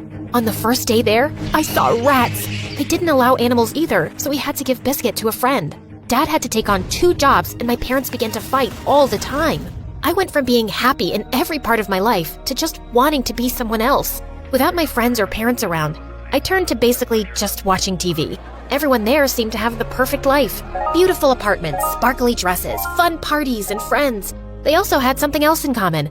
They all moved to New York to start a new life of glitz and glamour. Maybe if I went to New York, I could be someone totally new too. As soon as I turned 15, I started working at the local ice cream shop. I saved every single penny, smiling even as the rudest people came into the store. This strawberry ice cream is too pink. My kid dropped his ice cream. We want a new one. This is melting. I want my money back. It didn't matter what they said to me. All I cared about was saving for my new life. Slowly, my savings started to add up. By the time I turned 16, I had enough for a weekend in New York. I knew I couldn't have a whole new life yet, but for now, a weekend would be enough. I finally told my parents on the morning of my birthday. I'm going to New York for the weekend. New York? That's so expensive. We can't pay for that, honey. I saved up from the ice cream shop. Okay, but call us every day, okay? Yeah, sure, whatever. They dropped me off at the train station and I was off. I was so excited to finally be on my own and knew that at least for the weekend, I could be whoever I wanted. New York was so exciting. I could go wherever and do whatever. I tried on dresses at a fancy department store. I bought a hot dog from someone off the street, then got sick an hour later. But it was okay. I was living my dream. Finally, I went to the hotel I booked. I dreamed of gold chandeliers and well-dressed doormen and expensive steak dinners the whole train ride here. Instead, I got this. The hotel was tiny, dirty. Flies buzzed in the lobby. I didn't even have my own room. It was filled with other people and I just had a single bed. I think there's been a mistake. Nope, this is what you booked. Welcome to New York. This was not what I imagined my New York trip would be like, but it was all I could afford. Even in my dream city, I was still the same person and my life hadn't changed at all. Suddenly, New York didn't seem that great. It was smelly and dirty and there were way too many people. Hey, watch where you're going. Who are you looking at? Nothing, Hey! Someone bumped right into me and I nearly fell over. As I stood up, I realized he had stolen my wallet. I ran after the thief, but after a few minutes, he was gone. Now I didn't have anything. It was all too much. People were so mean. I started to cry in the middle of the street, and people began staring and pointing. It was so incredibly embarrassing. Finally, I decided to just go into the nearest building to get away from everything. Wow. This was the hotel of my dreams. Big, beautiful chandeliers, doormen in fancy suits, rich women drinking champagne and dressed in sparkling gowns. This is who I wanted to be. I was so enchanted by everything that I ran headfirst into someone. Ow! Elena. Huh? That wasn't my name. This man must have confused me with someone. Where have you been? You can't just run off without telling someone. Who even are you? I'm Stefan. Your parents sent me to make sure you stayed safe. You have to tell me when you leave the hotel. Come, let's go back to your room. My room? The one with the bed surrounded by other strangers and mice? It was the last place I wanted to be other than home. I almost ran. Then I noticed that Stefan wasn't taking me out of the building at all. Instead, he was taking me further into the hotel. I was shocked as I stepped into an elevator completely made of gold. It whisked us away so high and so fast, I almost got sick. It felt like we were flying. The elevator doors opened directly to a hotel room. No, not a hotel room, a penthouse. This is my room?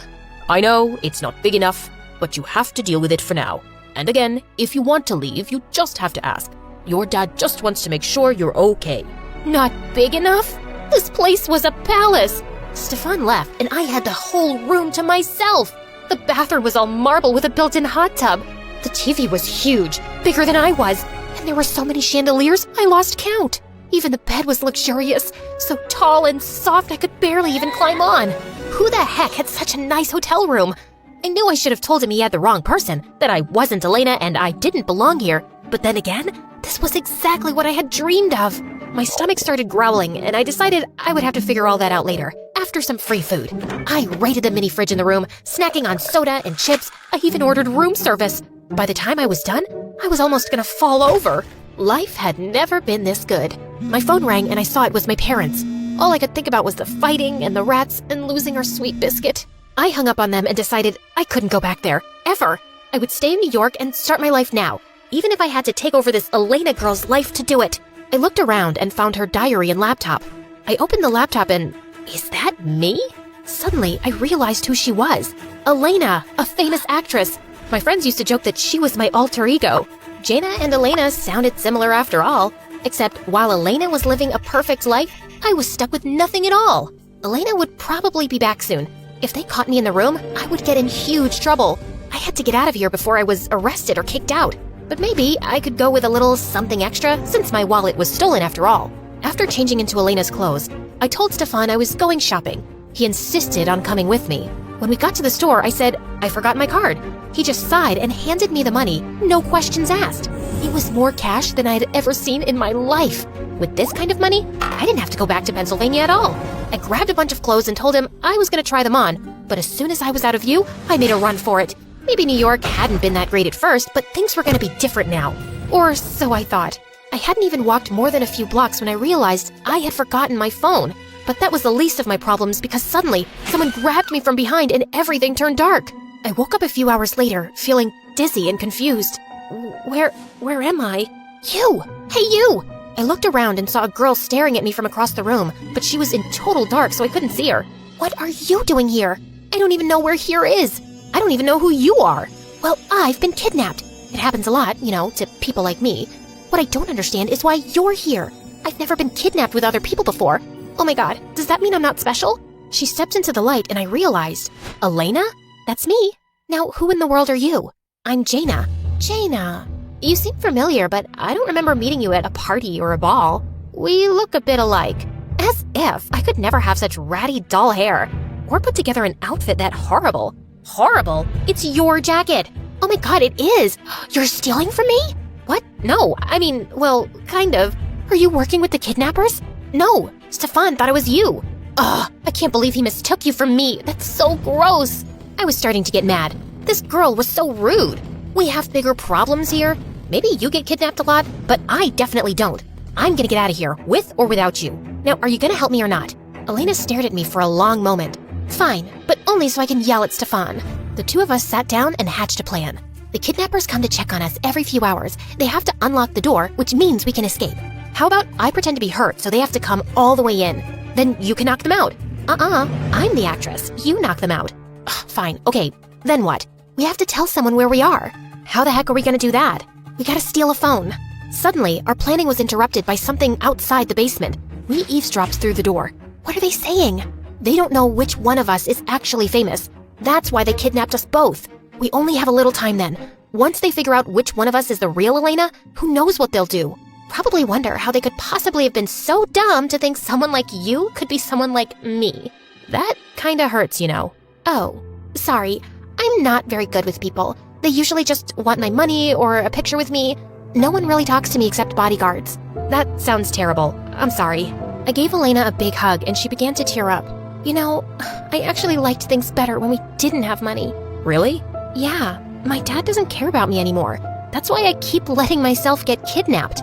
All my dad does is work and fight with my mom. I don't think it's the same. They care about you, right? Right. My dad doesn't even remember my birthday. Elena looked very sad.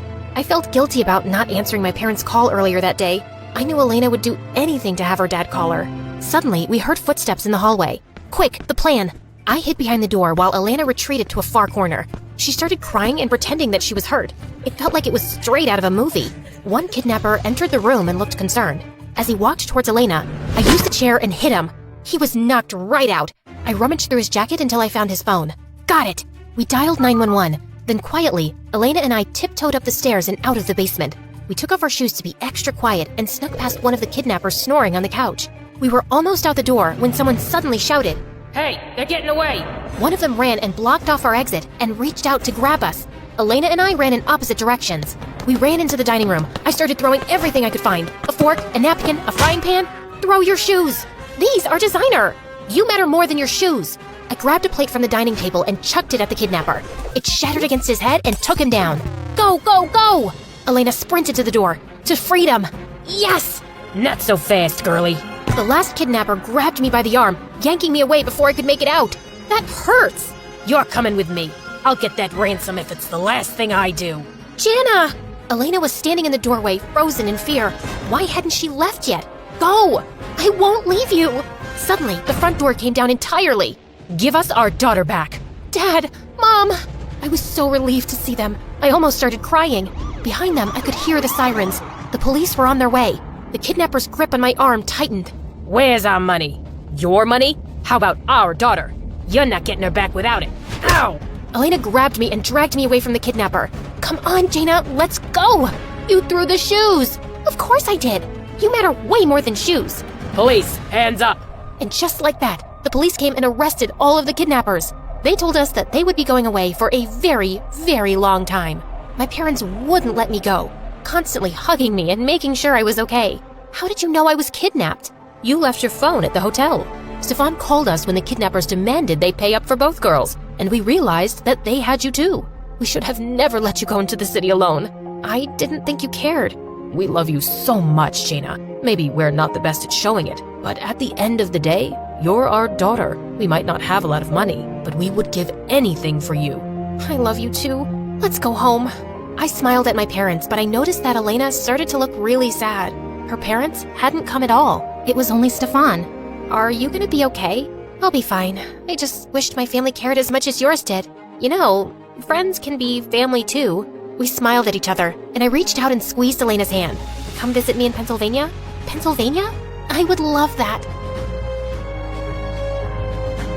My parents were billionaires, so I got whatever I wanted growing up. Dad was the head of a huge fashion company that my mom helped him run. Dad was ruthless in the boardroom, like an ancient warrior. But when it came to me and my mom, he was a total pushover. He gave us everything we could ever want. Just one island? Anything for my girls. I'd give you the moon if you asked for it. Even though my life was practically perfect, I had a bad stutter, which made me a laughing stock at school. Wow, that's a pretty skirt. Where did you get it from? It's cool. I'll just check some stores. It was awkward, and my parents took me to the best doctors, tried speech therapy, medication, and even hypnotism, but nothing helped. I started to lose confidence, but my parents were always supportive and inspired me to accept myself, just as I am. It doesn't matter if it takes you 1 try or 100. Never stop speaking your mind. Your voice is just as important as anyone else's. As I grew older, I became more comfortable with my condition and even made friends at school. But my favorite thing in the world was being the princess of my house. Life was good, till I turned 13 and everything changed. My parents told me they were adopting from the orphanage, but it wasn't just 1 girl, but 5. I wasn't as thrilled as they were, but I didn't show it to my parents. Besides, it could be fun to have so many sisters. So I got on board. The day they were supposed to come home, I decked up the whole place and must have tried 100 dresses before finding the perfect one. I wanted to make a good impression. The oldest one, Olivia, was my age, and from the looks of it, she loved fashion just as much as I did. I'm Grace. Pleased to meet you. Olivia was so busy sizing up my outfit, I don't think she even heard me. I like your dress, but the ribbons are so tacky. And what's with those shoes? You know what? You look so cute with braids in this outfit, even though it's a little, weird. I think she looks nice. Ignore Olivia. She's just jealous. It was clear from the beginning that Olivia had an issue with me for some odd reason, but at least the other 4 were gentle. Margot and Beatrice didn't care about fashion, but they were easy to talk to. We became friends in no time, gossiping about boys and school and fighting over the best spot by the pool. Harper and Quinn were younger and stuck to themselves. Harper was obsessed with insects and was always collecting ladybugs and other creepy crawlies. Quinn was like her sister Shadow, silently following her everywhere. A week after my sister's arrival, my parents took us on a shopping spree so they wouldn't have to wear the same clothes from the orphanage. And Olivia bought everything I did. At first, she just wore the same belt or hat, but soon she was copying my whole outfit. Why are you copying me? I think you're copying me, but it's cool. I know I have a great eye for fashion, so it's a compliment. Oh my god, the new Gucci bag! I didn't care if Olivia wanted to dress like me. It just bugged me that she was lying about it. So one day, I pretended I was gonna wear the ugliest outfit, but then I changed at the last second. Olivia showed up to breakfast looking like a clown. Wow, Olivia, you look so good. Yeah, right? I saw Gummy Hadid wearing this. You mean Gigi? And I don't think that she would ever wear something this funny. The only thing funny here is the way you talk. Olivia, apologize this minute. Why? It's just harmless jokes between sisters, Dad. Whatever. Sorry, Grace. Please don't cry now. After that day, Olivia stopped copying my outfits, but we just couldn't see eye to eye. I tried to be friendly, but she was just a mean witch. So after a while, I stopped being nice and just ignored her. While Olivia was a pain in my butt at home, in school, I had Pearl. She was the head cheerleader and a total bully. One day, my sisters and I were eating in the food court at the mall when Pearl swooped in like a vulture. How are you doing, Grace? Just leave me alone. What? I didn't quite catch that. Were you trying to say something? Zip it, moron. Don't you have something else to do? Like bore people with your dumb cheerleading moves? Oh, but I'm getting bored. And you're so entertaining. Did I do that right? That was perfect. Before I could say anything, Harper pulled out a jar of ladybugs from her backpack and dumped them on Pearl's hair. What have you done, you moron? Pearl screamed and ran off. Instead of staying with us, Olivia took off to help her. Thanks for sticking up for me, you guys. Of course, we sisters need to have each other's backs. I just wish Olivia wasn't such a blind duck. Oh, she'll come around. Only she didn't. She started getting weird around me. And then one day, something unbelievable happened. Pearl turned into Olivia's evil minion. She followed her around like a shadow. If Olivia made a dumb joke, Pearl laughed. If Olivia wanted a cookie, Pearl brought her one. Pearl would have helped Olivia make a monster in a lab if she asked. This was so weird and fishy. I tried to find out what Pearl's deal was, but then I got busy with school assignments and forgot all about it. They were a match made in hell anyway. A week later, Mom and Dad called us into the study for a big announcement. It's my dream that my girls join the family business one day. And with Fashion Week coming up, I want all my girls to help with their brilliant ideas. The best ones will end up on the ramp, so give it your best shot. Oh, my God, Dad. This is such an amazing opportunity. I won't let you down. Yes, Dad. You'll love our designs. Olivia smiled at me, but the moment Mom and Dad left, she went back to her devilish smirk. Ugh, dramatic much? This opportunity is mine, and I will own it. You can relax and watch me work if you'd like. Think of it as a learning experience. Say what you want, but I know Dad will pick my designs, so watch out. I stayed up late every night working on my dress. My other sisters made their own dresses for fun, but everyone knew Olivia and I were the only ones taking it seriously. We both really wanted to impress Dad. The night before Dad judged the dresses, Olivia snuck into the studio and destroyed my dress. Luckily for me, Harper and Quinn saw her sneaking out and told me what happened. I knew she was jealous of me, but this was an all-new low. How was I supposed to make a new dress overnight? That's when an idea struck me. If I couldn't beat Olivia fair and square, I'd just have to play tricks with her. So, I swapped her dress for my ruined one. The next day, when Dad walked into the studio to judge our dresses, we both took the sheets off of our mannequins, and Olivia's mouth dropped open in shock to see what I'd done. But obviously, she couldn't tell Dad that the dress was really hers without admitting that she'd destroyed mine. Grace, I pick you. This isn't your usual style, but it's certainly beautiful. Olivia, it's a shame you gave up on your dress. It looks like it could have been something special. I know, Dad. Wonder what happened. Oh, don't be a sore loser, Ollie. I'm sure you'll do just as good as the next time, if there is a next time. I wasn't one to gloat usually, but the look on Olivia's face was so satisfying. A few days later, we were all on a flight to Paris for Fashion Week, and Olivia couldn't stop glaring at me. That's my dress that's about to go down the runway. You shouldn't steal credit, and you shouldn't sabotage people. Olivia, why can't we leave this stupid fight and just be friends? Friends? With you? No thank you. And I know you hate me, so please stop pretending. I don't. I just... Stop talking. You're giving me a headache. Olivia then got up, and for the rest of Fashion Week, she totally ignored me. Pin that hem. Olivia, hand me that hat. Olivia! What? Can't you see I'm on the phone? Can you help? Who are you even talking to? Ugh, just leave me alone. This girl was so weird. Even when we got back, she wouldn't talk to me, not even rudely. She'd either stay in her room or hang out with Pearl. And worse was that she'd started inviting Pearl to our place, which really annoyed me. Oops, I got to that first. Ugh. After a successful show at Fashion Week, Dad started getting a lot of orders. He worked for months on a new line, and all the designs were kept under lock and key in his studio, and nobody was allowed inside. But in less than 2 weeks before his runway show, someone leaked pictures of the new collection all over the internet. The tabloids went wild guessing who it could be. I can't believe someone would do this. All my hard work is gone. Nobody has access to my study except you girls. If anyone knows something, tell me now. I took a quick look at everyone, and all of us were equally shocked. Fine. If that's what you want, you're all grounded with no phone privilege or allowance. But we didn't do anything. That's not fair. But Dad simply frowned and left. We all know you did it, Olivia. Just admit it. It wasn't me. I would never do that to Dad. Relax, guys. This is not the time to turn on each other. Dad didn't talk to us for days, and it really hurt me to watch all my sisters so sad and depressed. But Olivia looked extra worried. She would stay in her room, refusing to talk to anyone. One day, I was taking an evening stroll in the garden when I noticed Olivia slipping out of the house, and she looked really anxious. I wanted to stop her, but then I decided to follow her, and she stopped in front of Pearl's house. Ugh, what do you want now? I know you're the one who stole my keycard and then stole Dad's designs and leaked them, Pearl. I should have never taken you into the study that day. Yeah, that was kinda dumb. Especially since you know my mom's company is your #1 competitor. You made it so easy to steal your designs. And now we'll be on top, while you guys will eat dirt. In your dreams, you sick psycho. No, not when the whole world would know what big fat cheaters you all are. Olivia looked at me in shock as I pulled out the phone and started playing back the recording with Pearl's confession. Give me that.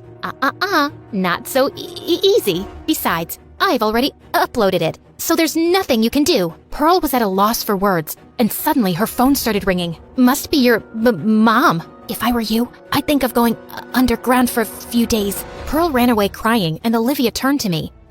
I'm so sorry, Grace. I should have been smarter. You should have. But right now, we need to figure out how to help Dad. We don't have much time before the show. So are you with me? Yes, of course I am. My sisters and I locked ourselves in the mansion for a week straight, staying up late every night, altering his designs. Harper and Quinn did all the sketching, and Margot and Beatrice gathered all the fabrics and accessories Dad would need. Then Olivia and I helped Dad put everything together. When the day of the fashion show arrived, we were ready. The paparazzi and critics were waiting for the curtains to rise, expecting the show to be a disaster with all the leaked designs. But when the curtain rose and the spotlights came on, the entire audience gasped. The new designs were even more beautiful, and the show was a massive success. And Dad was super proud. You set aside your differences, and you worked hard. You pulled together as a family. I'm so proud of all of you. It was Grace. She's the one who brought us together on this. Team effort. That's what sisters are for. Olivia and I smiled at each other as the rest of my sisters hugged me. I just knew everything would always be fine as long as we stuck together.